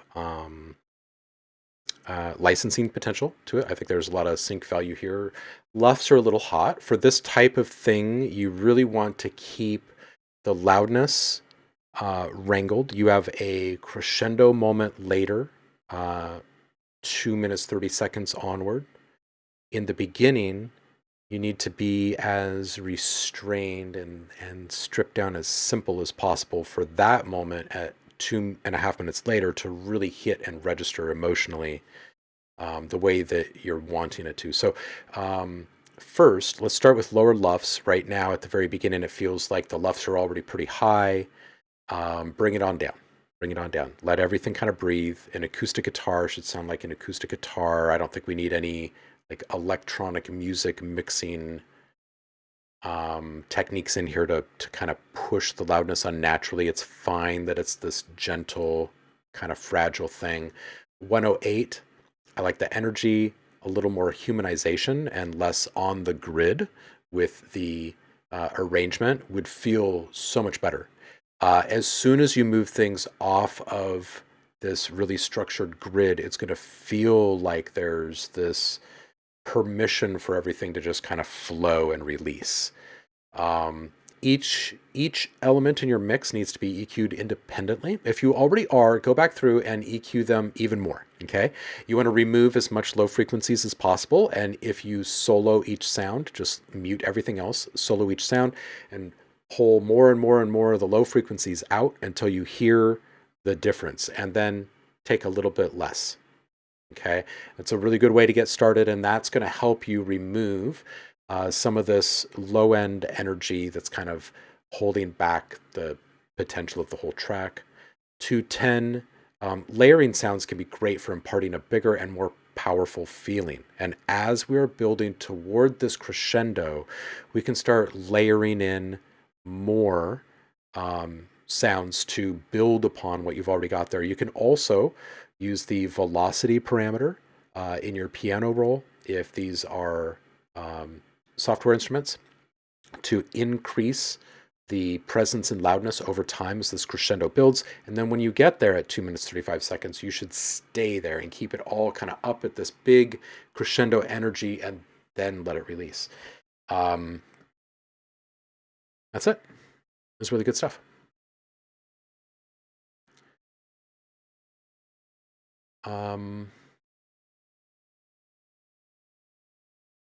Hey, Nano's here. Chris Cross, welcome in. You can drop tracks in the public feedback in the Discord.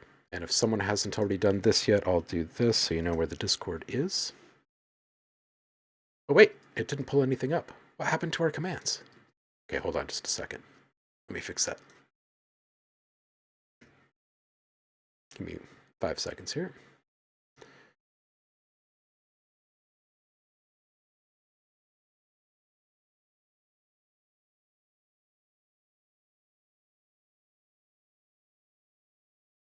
More than 5 seconds.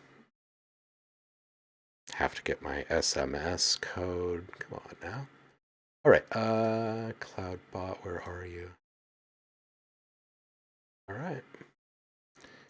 Should be back on. What? What? Don't turn yourself off. This is like a kid that won't listen to you. Hey, there we go. Now it's back on. All right. Ben, welcome in.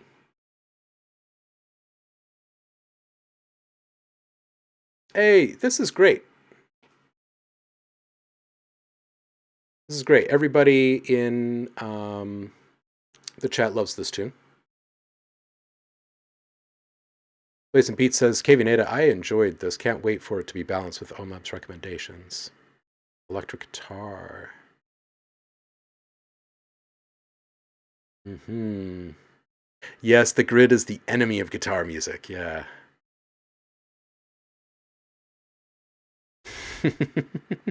That grid is kind of mid. Yeah.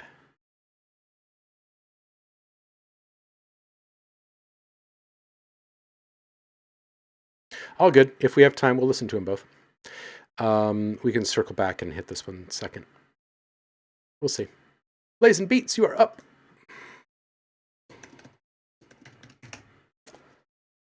This one is Tap Daddy Master. Little blazed boy. That's great.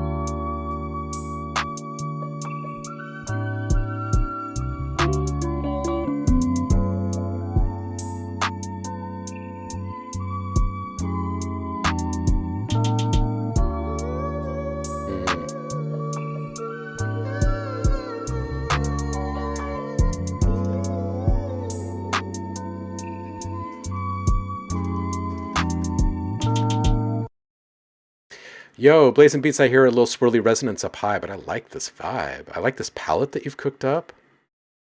I take it you've just kind of started this, huh? Drinking while driving responsibly. Is that the theme of this one? Currently working on tweaking this right now. This is a good vibe you've got cooking on here. Screaming for some vocals, right? Right? Yeah, in the process of it. This is good. You want to dance? You got to wipe your sweaty palms off a few times before you ask, man. Don't want to be grabbing hands with sweaty palms? Oh, this does have the slow dance vibe, doesn't it? Can we hear just a little bit more of this? Oh, baby.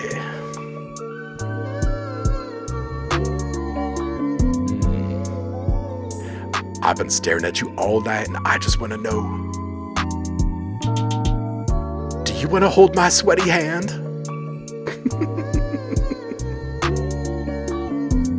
Because I want to hold your sweaty hand and slow dance with you in this gymnasium.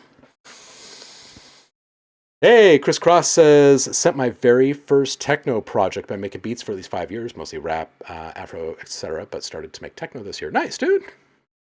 All night, says Syndromic. Oh, yeah. Oh, yeah. Channeling as much as you can. Remember from the 90s and the R&B. But don't stop there. Don't stop there. Don't stop at the 90s. Go back just slightly and hit some Barry White. Listen to what was happening arrangement-wise with Barry White and these little pockets that he created for himself. For the voice. For the voice.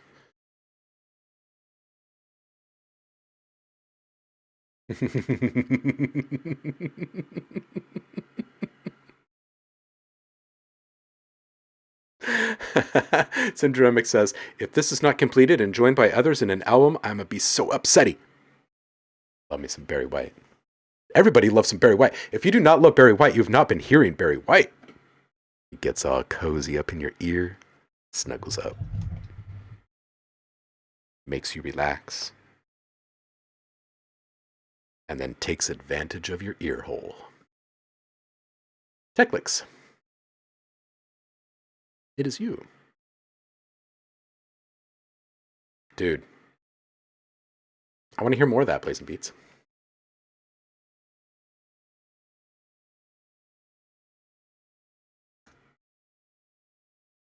Sunset Glow.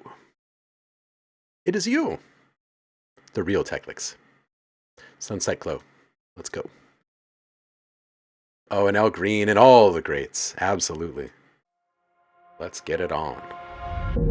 Golden the sun's sinking low, shadows dance steady slow. Painted sky puts on a show. Day is done, time to go. Whispers breeze through the trees. Memories like gentle seas, fading like it's on peace. Evenings like these never cease. Oh, sunset glow, take it slow. Colors grow, heartbeats know.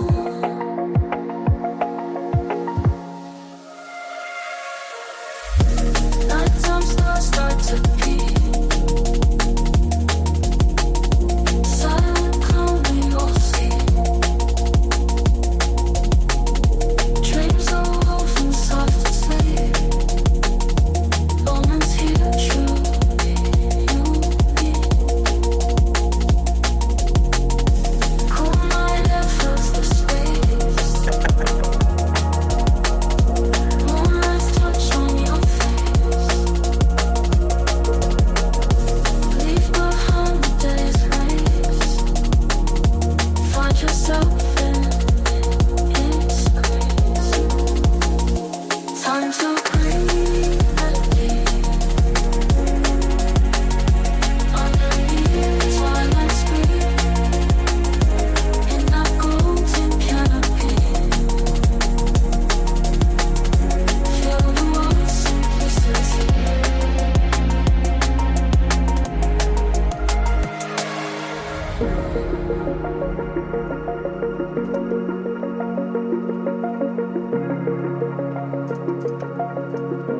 In that golden canopy, always on. Oh, sunset glow, take it slow. Colors grow, heartbeats know. Nighttime stars start to peek. Silent calm we all see. Truly unique, truly unique. Oh, sunset glow, take it slow. Colors grow, heartbeats know.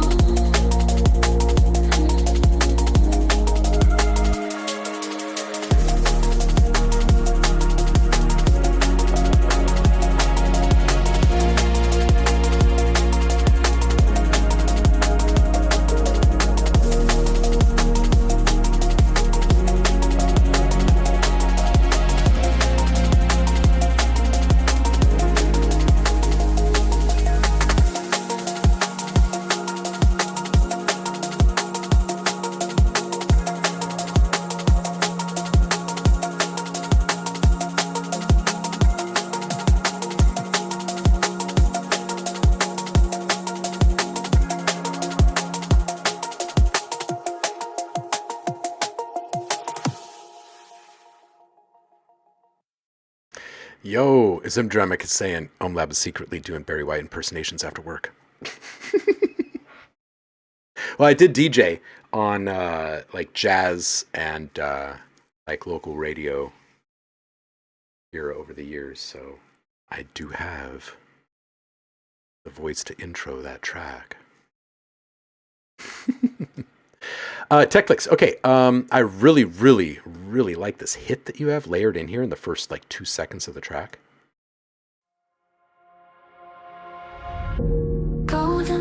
Ah, it's lovely. It's lovely.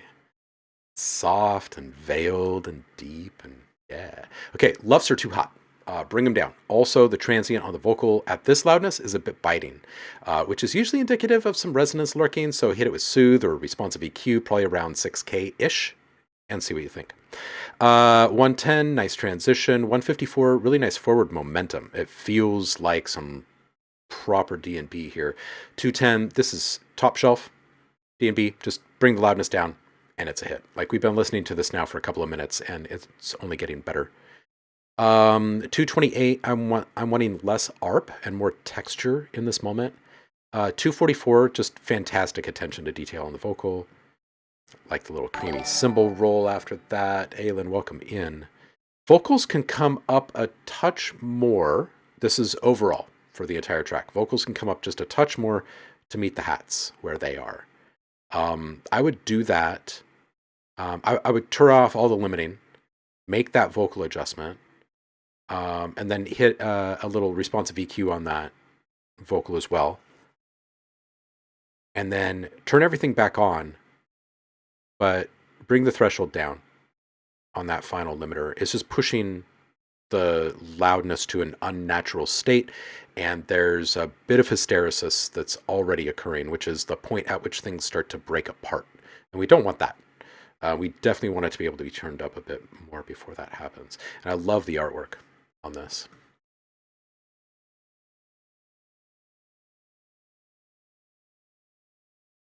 Brit Boy says, yeah, it's like everything was perfect. Then someone put like plus 14 dB at the end.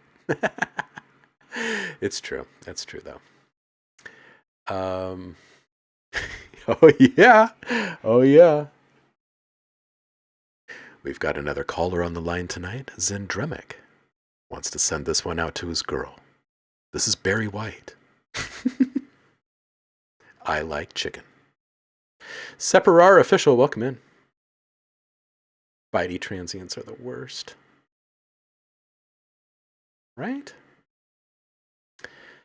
It's an AI vocal. Hey there. Okay, well, there you go. I guess that's why we have the little bitey transient and a little bit of swirl in there with the resonance. It makes sense. It's from diffusion. Also, reference mastered it for the labels I'm going to get on, so the tracks are that loud nowadays, actually. Okay, so there are different ways in which you can achieve the loudness, and pushing it through limitation is not the way to go, because you're only going to be bringing the noise floor and everything else up with it.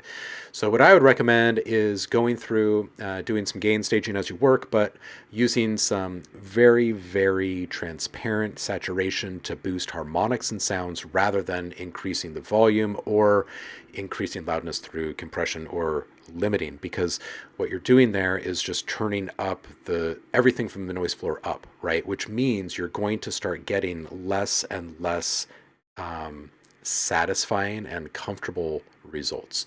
But the opposite is going to be true if you're going to be increasing the ability of each sound to be heard and cut through the mix easily. And that can be accomplished by generating more harmonics, right? So I would find a balance between these two if I were you, because as it is, listening to this track, which is a really great track, at this loudness is not doing the track any justice. It's not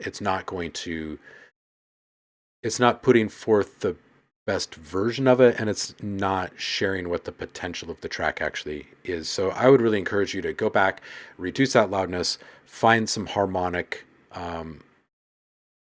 additive options through saturation, and then bring the loudness back up again to the point at which you feel the rest is currently sitting. Really good stuff. Really good stuff. Barry voice sound pack. Tell me this is a thing. Definitely a lot of voiceover work over the years.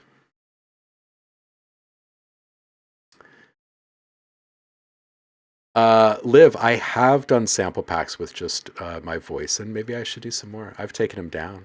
I mean, they've been retired for years now. Well, not all of them. There are some. What is it? The Cyber VX is all super vocoded. The Dark Chance, but that's all super warped as well. Yeah, you're right. I should put something out again. Blackberry. Or you could try turning the hats down to match the vocals. Yeah, I agree with that, Black. Absolutely. Yeah, I was thinking Vocaloid as well as Syndromic. Britboy, he was saying he used Suno for that. Funny thing is, it still got accepted by a label, which I never thought could happen with AI vocal. Things are changing. Things are changing. Things are changing.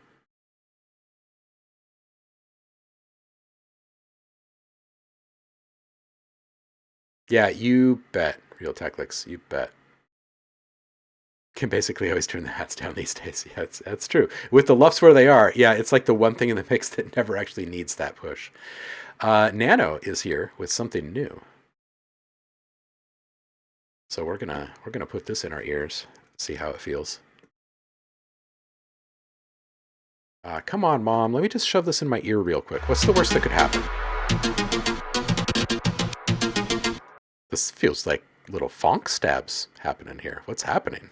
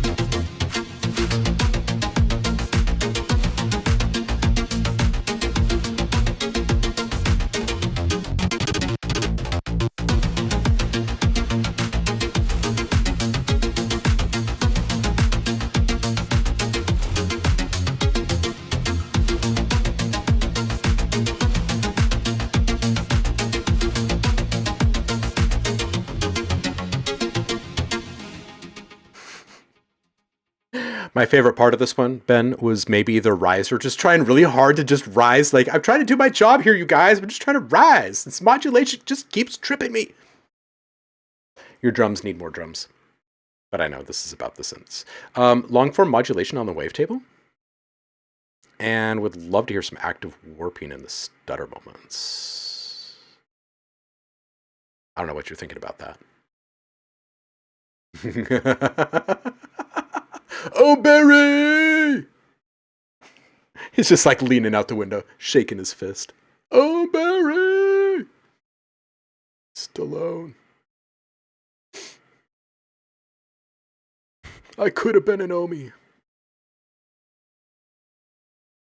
Oh, in response to Liv's comment of hats can basically always just be brought down, Blackberry says, pretty much. Given that seems to be the anchor people build their mixes around these days, and sadly it's not a very good anchor because the spectral content is too narrow and too brief to have an impact or reference against the cumulative harmonic content of the track. If I use hats, I tend to find myself chasing the mix. Yes, yes, yes, yes, yes. You know, there was a time when hi-hats were widely considered to be a tick-attack sound. not an anchor sound. It's true. It's true. It's true. Should we blame the industrialization of industrial techno? The proliferation? Let's go back here. Let's see who's next. YM26.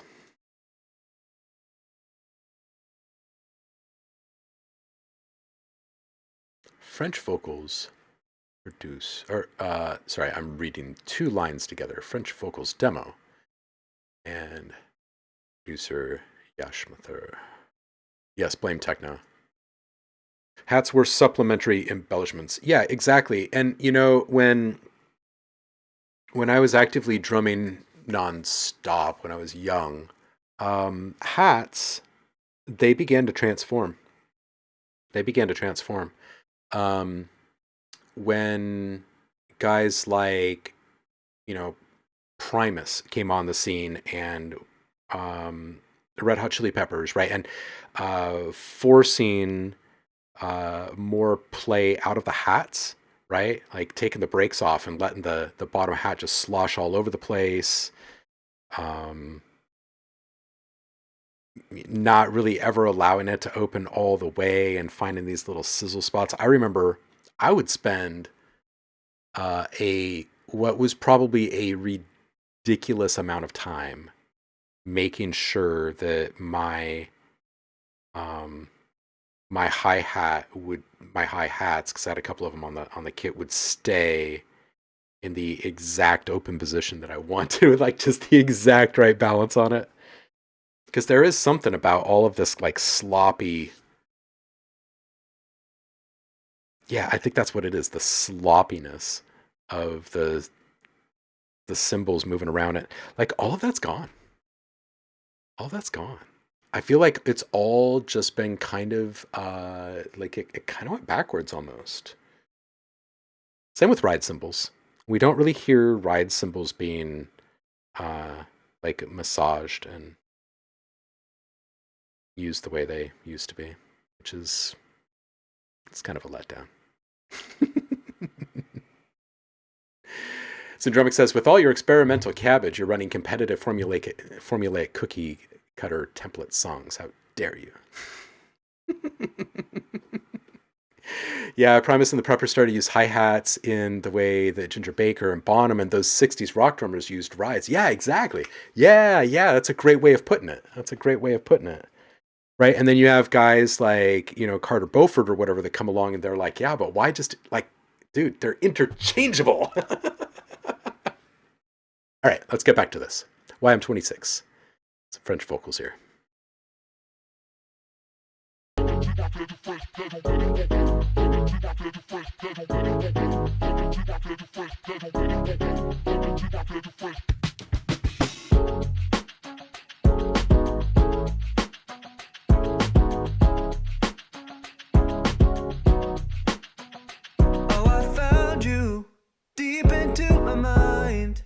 I can never find someone like you. Try to see through your disguise. Trying to rewind a time with you. There ain't no better time to choose. So what else do I need to do? 'Cause I know that'll never be enough. 'Cause I don't wanna fall with you as you take me in to lose. Played has never been so tough. 'Cause I know it'll take a while before I can dismiss this feeling for you. I've got too many scars, scared to fall apart, not knowing what to do.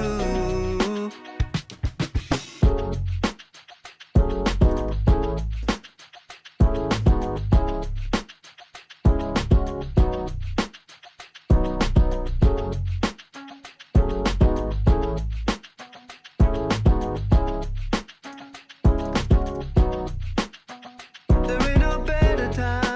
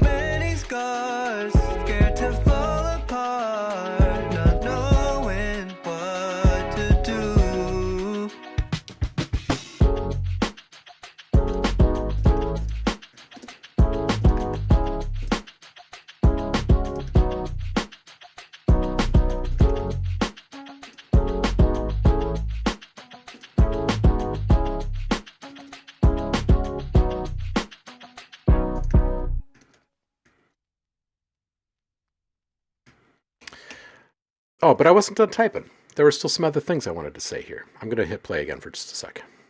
Fall with you as you take me in to lose. This game I've played has never been so tough. 'Cause I know it'll take a while before I can dismiss this feeling for you. I've got too many scars, scared to fall apart, not knowing what to do.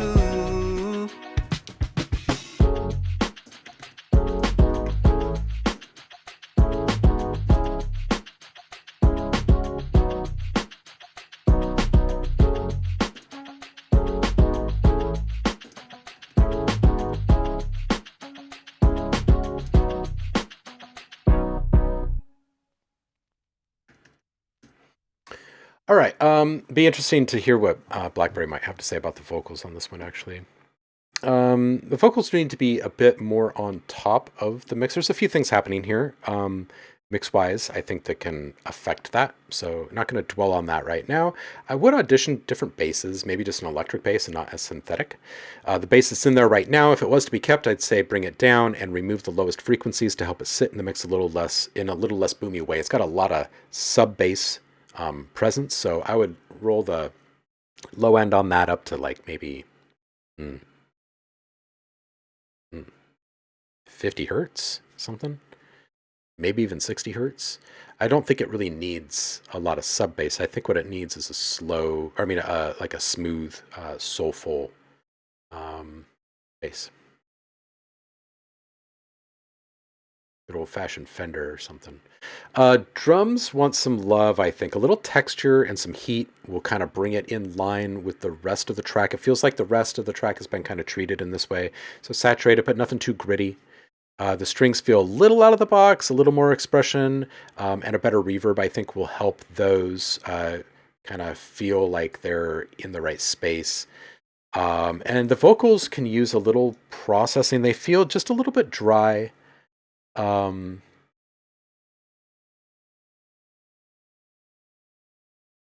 don't think they need anything to make them like trippy or changed in any dramatic way. Probably more just better balance with reverb and compression. Blackberry says, I've had the flu for over a week, so my ears are all effed. Oh, dude. My observations may not be as tight as usual. Having said that, this track of YM26 seems very frequency band limited, both in terms of overall range and in terms of bands in the song. It's nice and tight, but sounds a little like early generation funk cassette from the 70s, where things are super squashed on a cheap K-Tel release.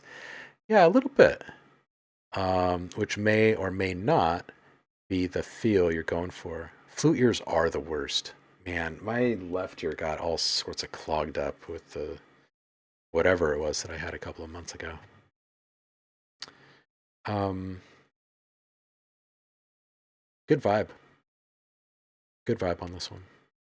Flute ears are the worst. It's so true. Chris Cross, it is you.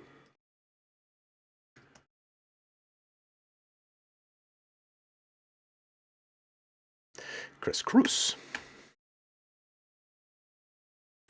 First time doing vocals, kind of going for a retro-ish kind of vibe for it. Yeah, okay. So if you're going for kind of a retro-ish kind of vibe, you can kind of lean into that. Like if you were to put just a little bit of like some tape processing on this, just to bring just a little bit, like very subtle flutter and wow, just a little bit of warble might be kind of good. Might be worth experimenting with. Oh, we could just pick one here, huh? Any of them will do.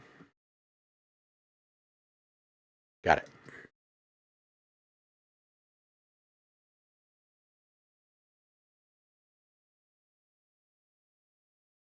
Let's start at the top then, shall we? Oh, I'm not logged in. Hold on.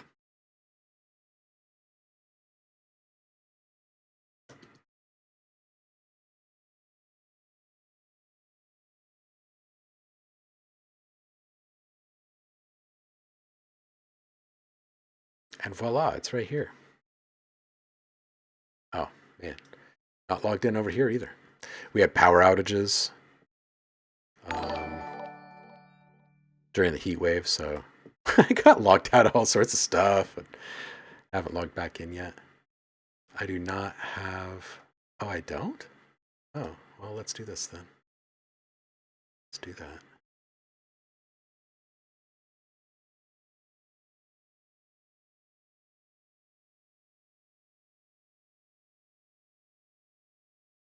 Heyo, there we go. We're all done. All right, let's see what we've cooked up over here, shall we?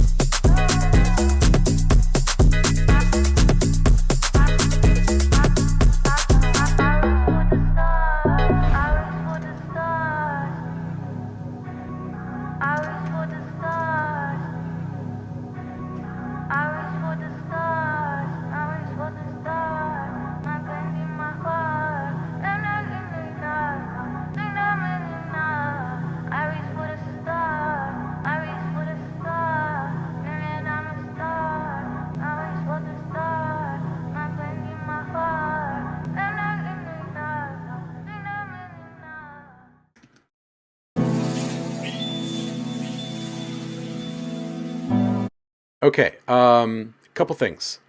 I think the luffs are a little bit high. Roll the low one, cut off up to 40 hertz, 12 dB per octave curve, and the balance of the bass, drums, and stabs feels a little bit off kind of throughout. I like the backmasking elements, really satisfying vibe.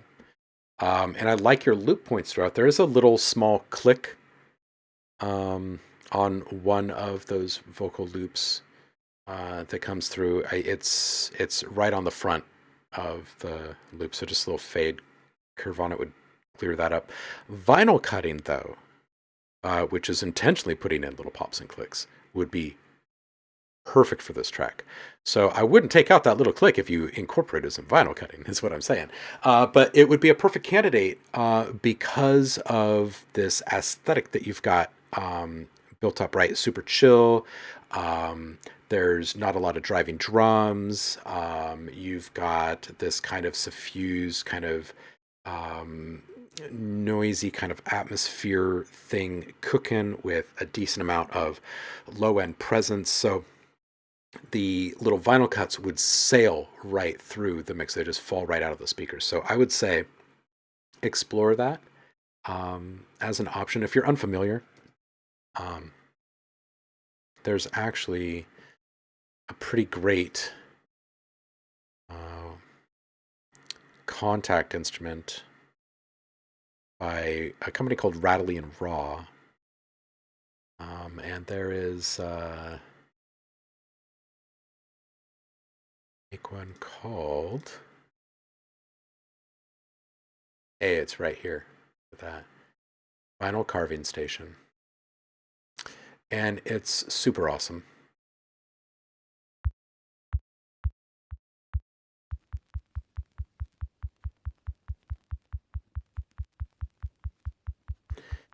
It gives you the opportunity to set up your own kind of matrix, if you will, for and patterns for what this would all sound like. It's such a great tool. Such a great tool. Freaking love this thing.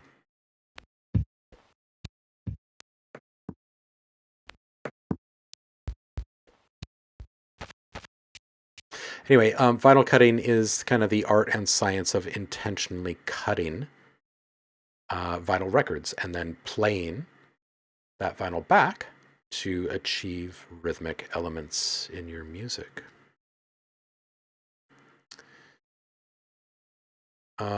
Overall, it could use more depth of field manipulation. Think of the mix as a 360-degree listening experience and try and touch all the corners of the dome. The music is just wacky enough that you can take some chances in its presentations.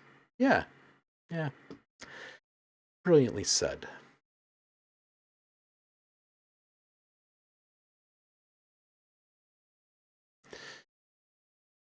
Mguala.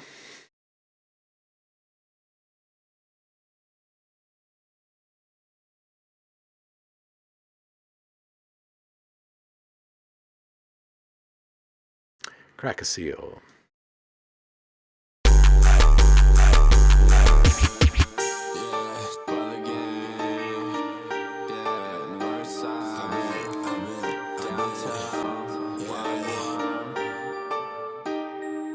Only cry. I'm bills, count shorty up like meet me at the mills. I was on the hot block trying to catch a kill. Yeah, you telling stories, but that shit isn't real. I don't think it's real. I just tell my footy and I do my fucking drill. First I roll the window down, my broski at the wheel. First I crack a seal and then I crack another seal. No one understands me or the way that I feel. You know I'm a gunner, your bitch calling me, she gon' looking on my boner. I think she a moaner, I ain't gonna phone her. Her name Lisa, her pussy art like Mona. Yeah, we're smoking dogs, got you on the bus. Nothing to discuss while you speak us. Shoot you like the Wild West mascot. Then the others say they never seen us. I'm bills, count shorty up like meet me at the mills. I was on the hot block trying to catch a kill. Yeah, you telling stories, but that shit isn't real. I'm bills, count shorty up like meet me at the mills. I was on the hot block trying to catch a kill.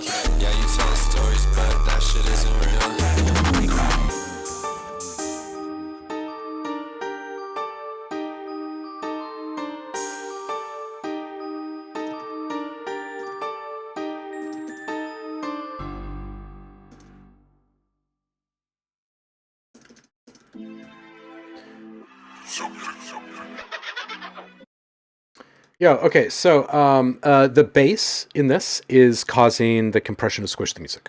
So there's a problem with plugins in that they don't actually listen. They detect. They don't actually listen. They can't tell what you're putting through it. They can only measure signal strength, and that's it. Right? So a compressor's job is to pay attention to the parameters that you've set. And when something comes through and hits that threshold and triggers this into effect, it does exactly what it's being told to do with those parameters. So the problem here is that the bass has the biggest peak in your signal, and it's triggering your compression. And the compression is being applied to everything. So each time there's a peak in the bass, it turns down the volume of everything in your music, because that's how compression works. That's all compression does, is just turns down the volume in an automated fashion, right? So when a peak comes through, hits that trigger point, or that threshold point, it brings down the volume by a certain ratio, right? Like 3 to 1, 4 to 1. So it's a pretty significant thing. So you can hear it each time the bass note gets plucked, boom, psh, you can hear the whole mix just go, whoo, it gets kind of muted. So remove it from that compression operation, and you're going to reclaim a whole bunch of clarity and power in your mix, and that compression is now going to be responding to the rest of the sounds in the mix instead of just the bass. That's the very first thing you can do here. It's probably going to have the biggest impact on your entire mix. We stole all your loves.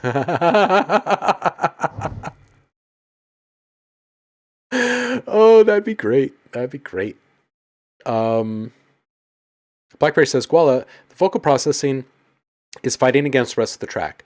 What's more important, the content of the lyrics or how cool it sounds? Ideally, it can be both, so try and find a balance between the two. This is really, really good advice.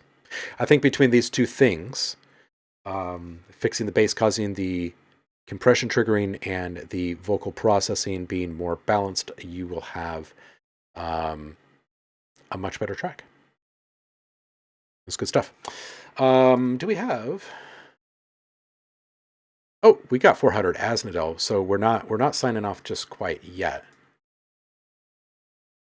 Can't do that.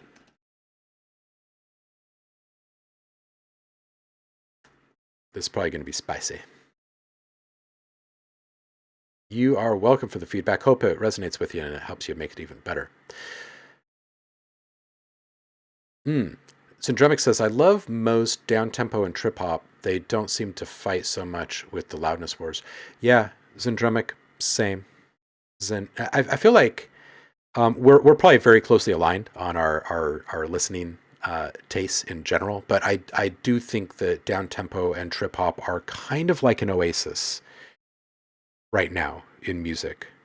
They haven't changed the standards much throughout the loudness wars, which is really nice. Yeah.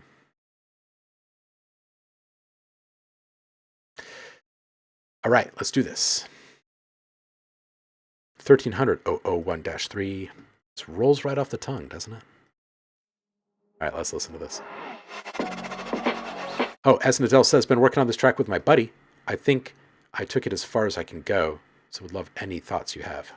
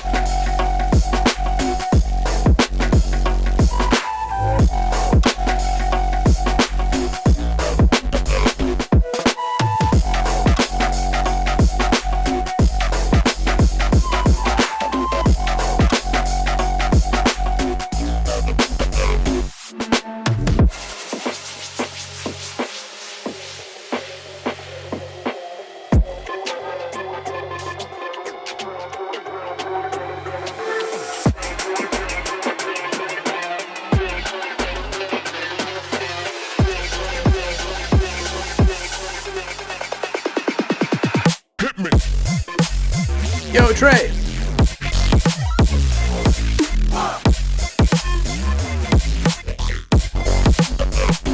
Bounce on it.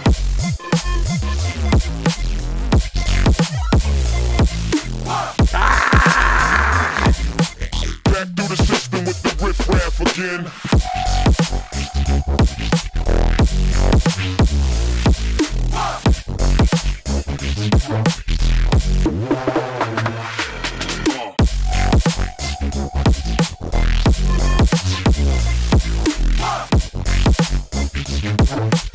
Back through the system with the riff raff again. Back through the system with the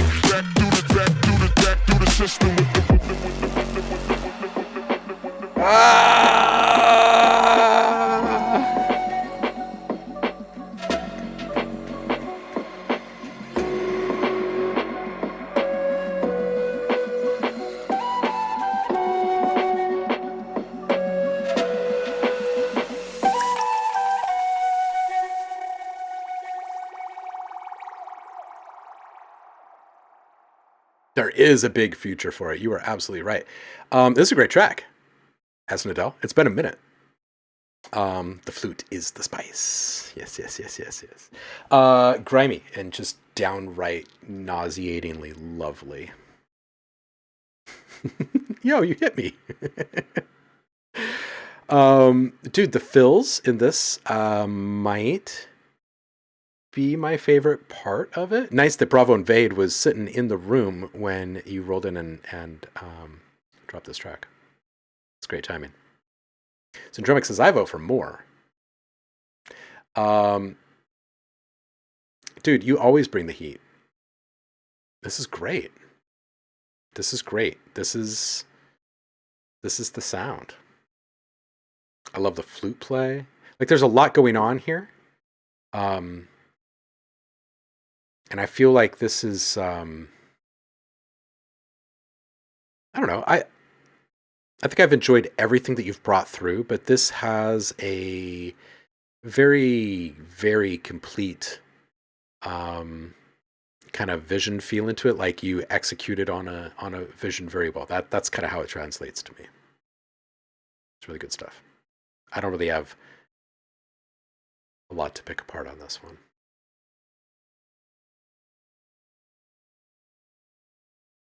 A lot of really cool, a lot of very cool moments. The change up was great. The palette is awesome. When the flutes came back in at the end, it kind of made me wish we had heard some sort of a drop in there, or some sort of a dropout with some sort of flute reprise in the middle.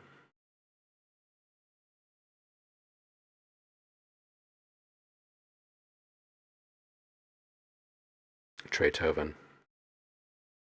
It's great art. Which part? Oh, the flutes. The flutes. Okay, so when I heard the flutes come in at the end, right? Kind of made me wish that somewhere around here there's actually just like a little cutout with a little that gets all kind of switched up and back into the mix. It's really good stuff. It's really good stuff. Oh yeah. Oh yeah. The structure was a big win. Absolutely. Absolutely.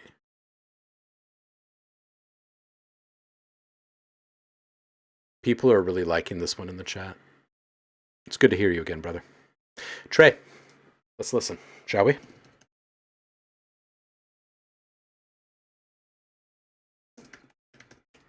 It's Friday. Let's listen to Trey. Wait a minute, what do we got here? We've got dueling links here. What are we doing here?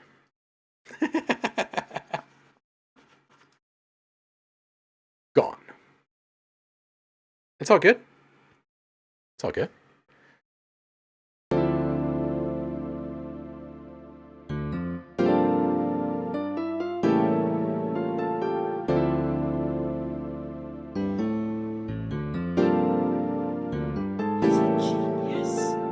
Like, girl, you been popular. I know you been popping, yeah. I still ain't gon' talk to ya. You just keep on popping up, yeah. I miss you connect to me. You missing me sexually. Was never the best belief, but now I know that I just want you gone. Deleting the message that caught the fuck on my phone. Who gives a fuck about the right or the wrong? It's all that we leave it, there's nothing going on. Just need my life brand new. If I needed breathing, am I wrong? Needed you, needed me, leaving me song. Literally feeling the sun was off. You can't just sit here and twist my view. I'm just sitting thinking what there's left to do. I just realized there's really not a move. It's still better than just going on confused. Cause really, nigga, there ain't nothing left to lose. Like, girl, you been popular. I know you been popping, yeah. I still ain't gon' talk to ya. You just keep on popping up. I miss you connect to me. You missing me sexually. Was never the best belief, but now I know that I just want you gone. I'd rather you be mad than you saying you proud of us. My pain on paper, that's how I know it's been really tough. I need a focus, I just really need to run it up. I looked away cause I can't keep on giving you a fuck. Bitch, for all my bad, for all my riches, leave them woes. Stay on top of all this chatting. When I'm sad, I get real blown. I get so drunk, so high, so faded, I forget what's really wrong. But I regret the feeling that I've had. It's going on too long. Like, girl, you been popular. I know you been popping, yeah. I still ain't gon' talk to ya. You just keep on popping up. I miss you connect to me. You missing me sexually. Was never the best belief, but now I know that I just want you gone. Ay, don't want you gone.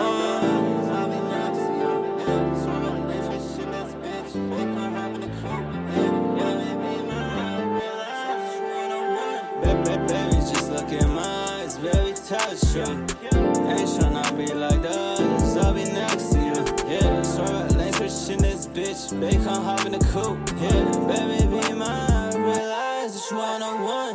Get colors, I'm breaking the system. Push the work on these pussies, no piston. But they wishing they want my position. Get that birdie, I'll be on a mission. Say you pull up, come shut me, no. Bitch, I promise that shit gon' be messy. And her boyfriend will find out now. When he pull up, I'm just the best. Pop tags, I'm popping the X.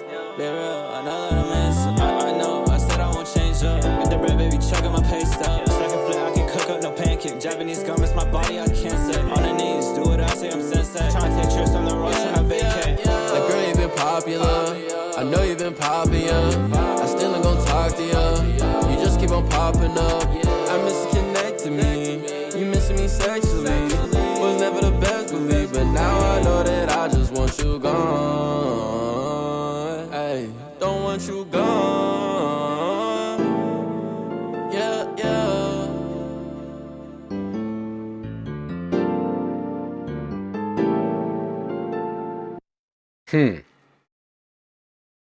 This is a great chat happening, by the way.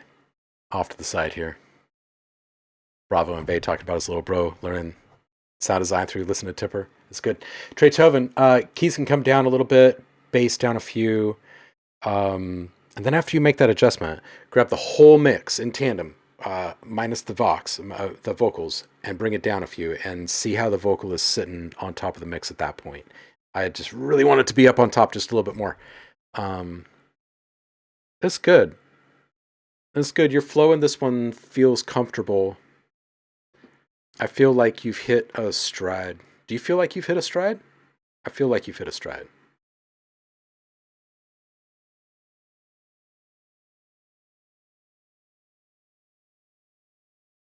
And congrats on releasing a new track today. You guys, everyone in the chat, this first track here that Trey posted, the Spotify link, click on that and listen. Give him some love. He's just released that today.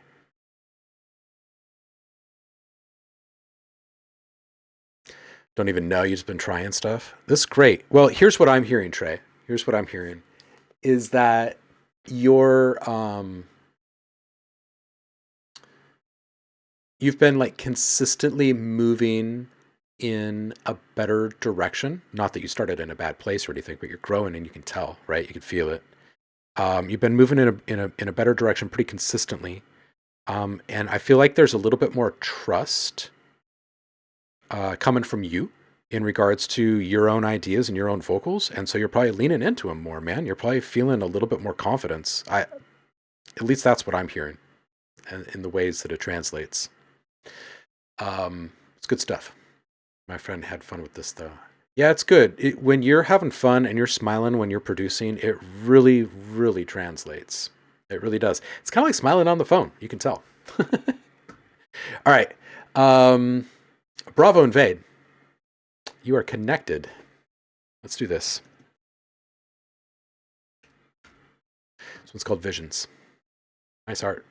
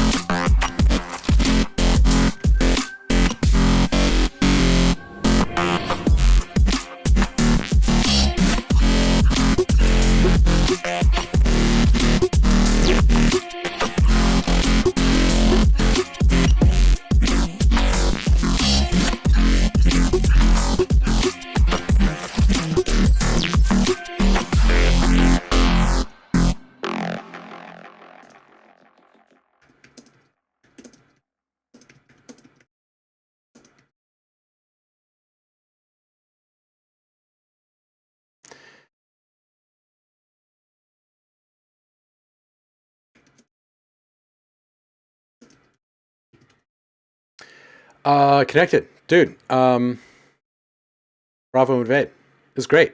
Tight sound. I just saw 2 years producing. Kwame, welcome in. Very good. Very tight. I mean, it sounds like you're studying a lot, and that studying is paying off. Bass down a bit. And also, I would agree there's a bit of up and down. Zendremic caught it with the compression comment, right? If you were to just go through and use some compression in its most like traditional sense, right? Volume automation, no gain, add back. We're just tapping down the peaks here, maybe like a 3-to-1 ratio or something like that, and set the threshold to where only those biggest peaks are being tapped down to where the rest of the peaks are. And then you've got your track kind of equalized in that sense. All right, I dig the sound design and the aesthetic that you've cooked up. It's all very super choice. Low end cutoff up to 40 hertz, 12 dB per octave. 55 seconds in, the vocals up. Get them up right on top. Really good use of the stereo field and nice balance of overt and minimal sounds. The little digital bits are fantastic. They feel very satisfying. Nice and attention to detail in your EQ work as well. You've made specific room for each element in the mix, and it's appreciated. Bass delivery can have a small stutter in a couple of spots just to shake up expectations. And 2 minutes, or some sort of twist in delivery. At 2 minutes, you can use just a touch more verb on that water. I think it would probably feel better if it was washed out a bit. Blackberry says, connected, you managed to capture the edgy chaos of barely contained mid-70s German modular synth music. There you go. Use a lot of patches, yeah.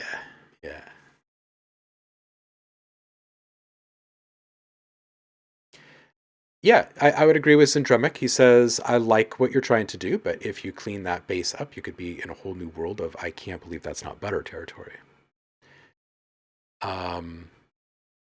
Yeah, it is almost fully sexy. Barry has the voice.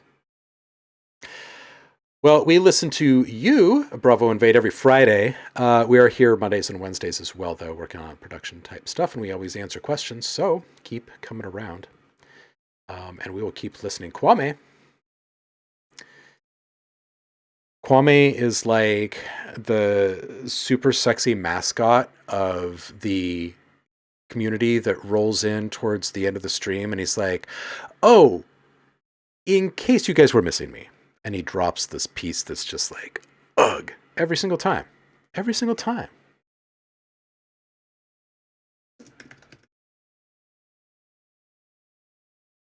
Kwame. All right, everybody. Dim your lights. Put on some slippers.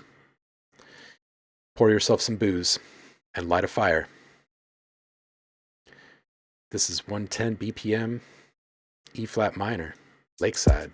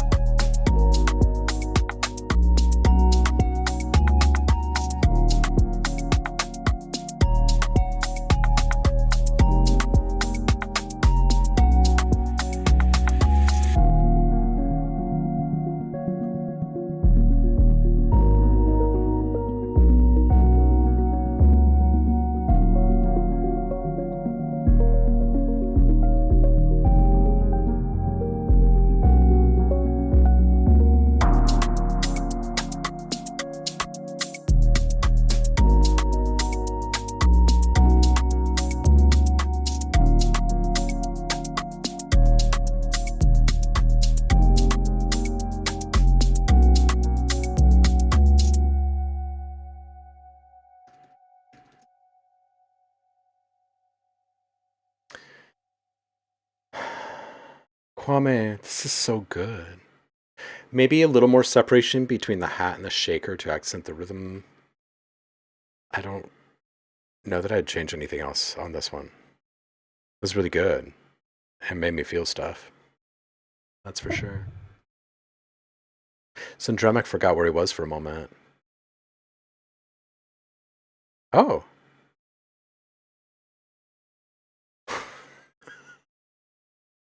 Blackberry says, this is an odd one for me. It's like you've regressed a little in your mixing.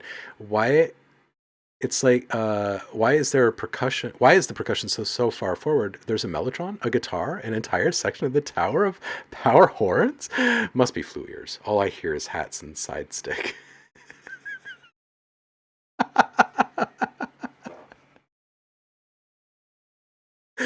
Oh, precisely why I did not show up for the live stream when my ears were bad. It's just like, oh, I'm not hearing anything right. Yeah, haven't mixed this one quite yet. Just exported immediately upon ending the stream. Could balance out the volume more for sure, dude. I like this one. I like this one. Finish it. Connected, I remember this image. This isn't one we've heard before, right? Just same image. It's a great shot. E flat minor too. Well, let's see if you shared this already. Let's see. We'll know. We'll know within the first few seconds, I bet. Let's play.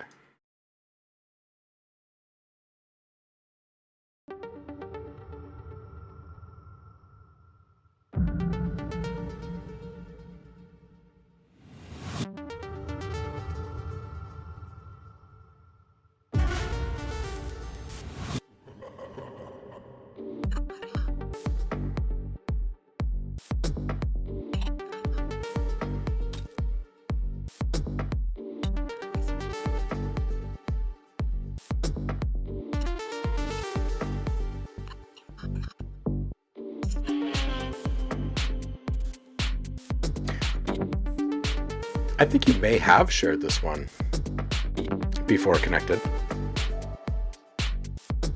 I like it.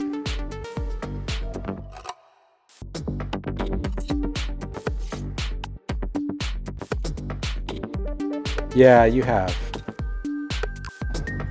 I do remember it.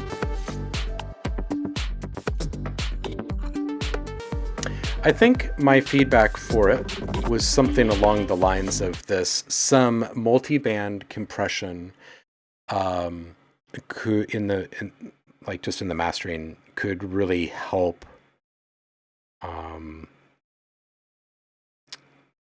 of divvy the sounds up more appropriately in the mix. You can accent the literal digital high frequency bits a little bit more. You can get a little bit more oomph out of those mid-low elements. You can tighten up the mid just a little bit. I think that was my main feedback initially.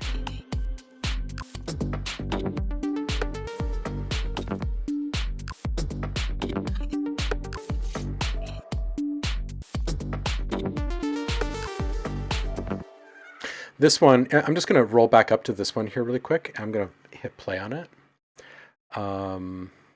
Wait, where are you? There you are.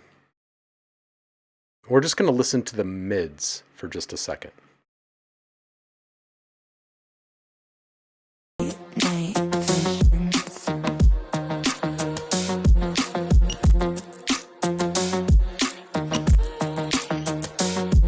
And now we're just going to roll down here while that's fresh in our ears.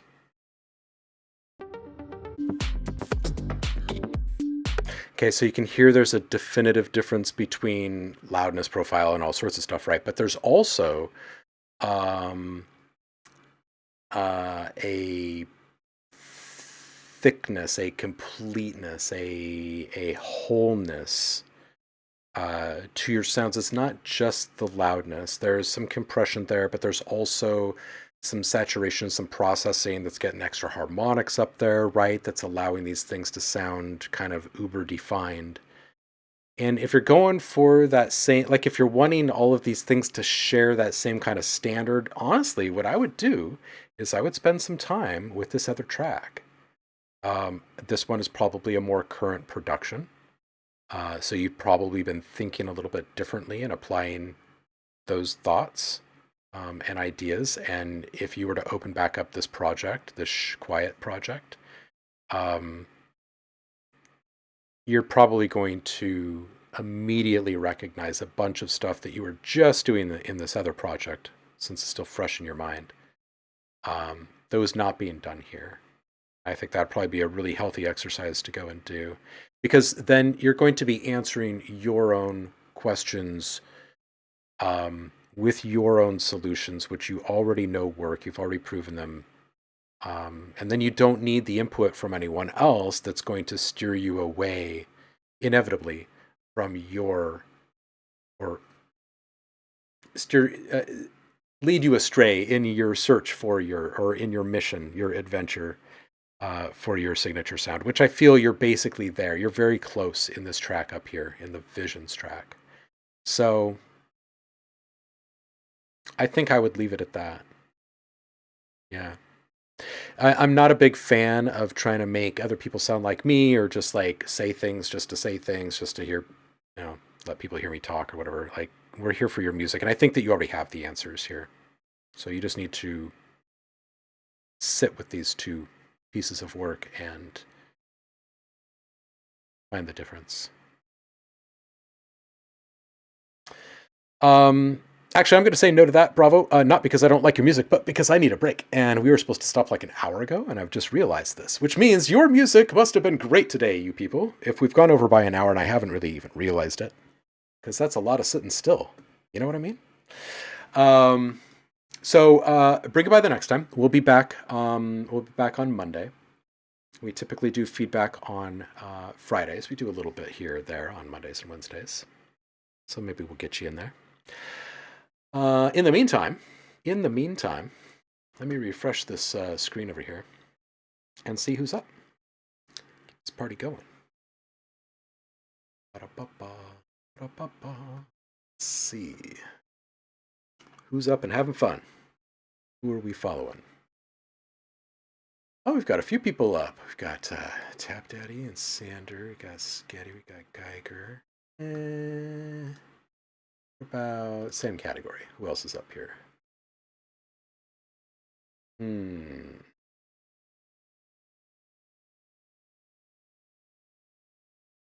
Well, let's go say hi to Sketty. He just fired up his stream, so he's only been there for like a minute. Let's go say hi. I appreciate you guys, and I'll see you after the weekend. I hope you stay inspired.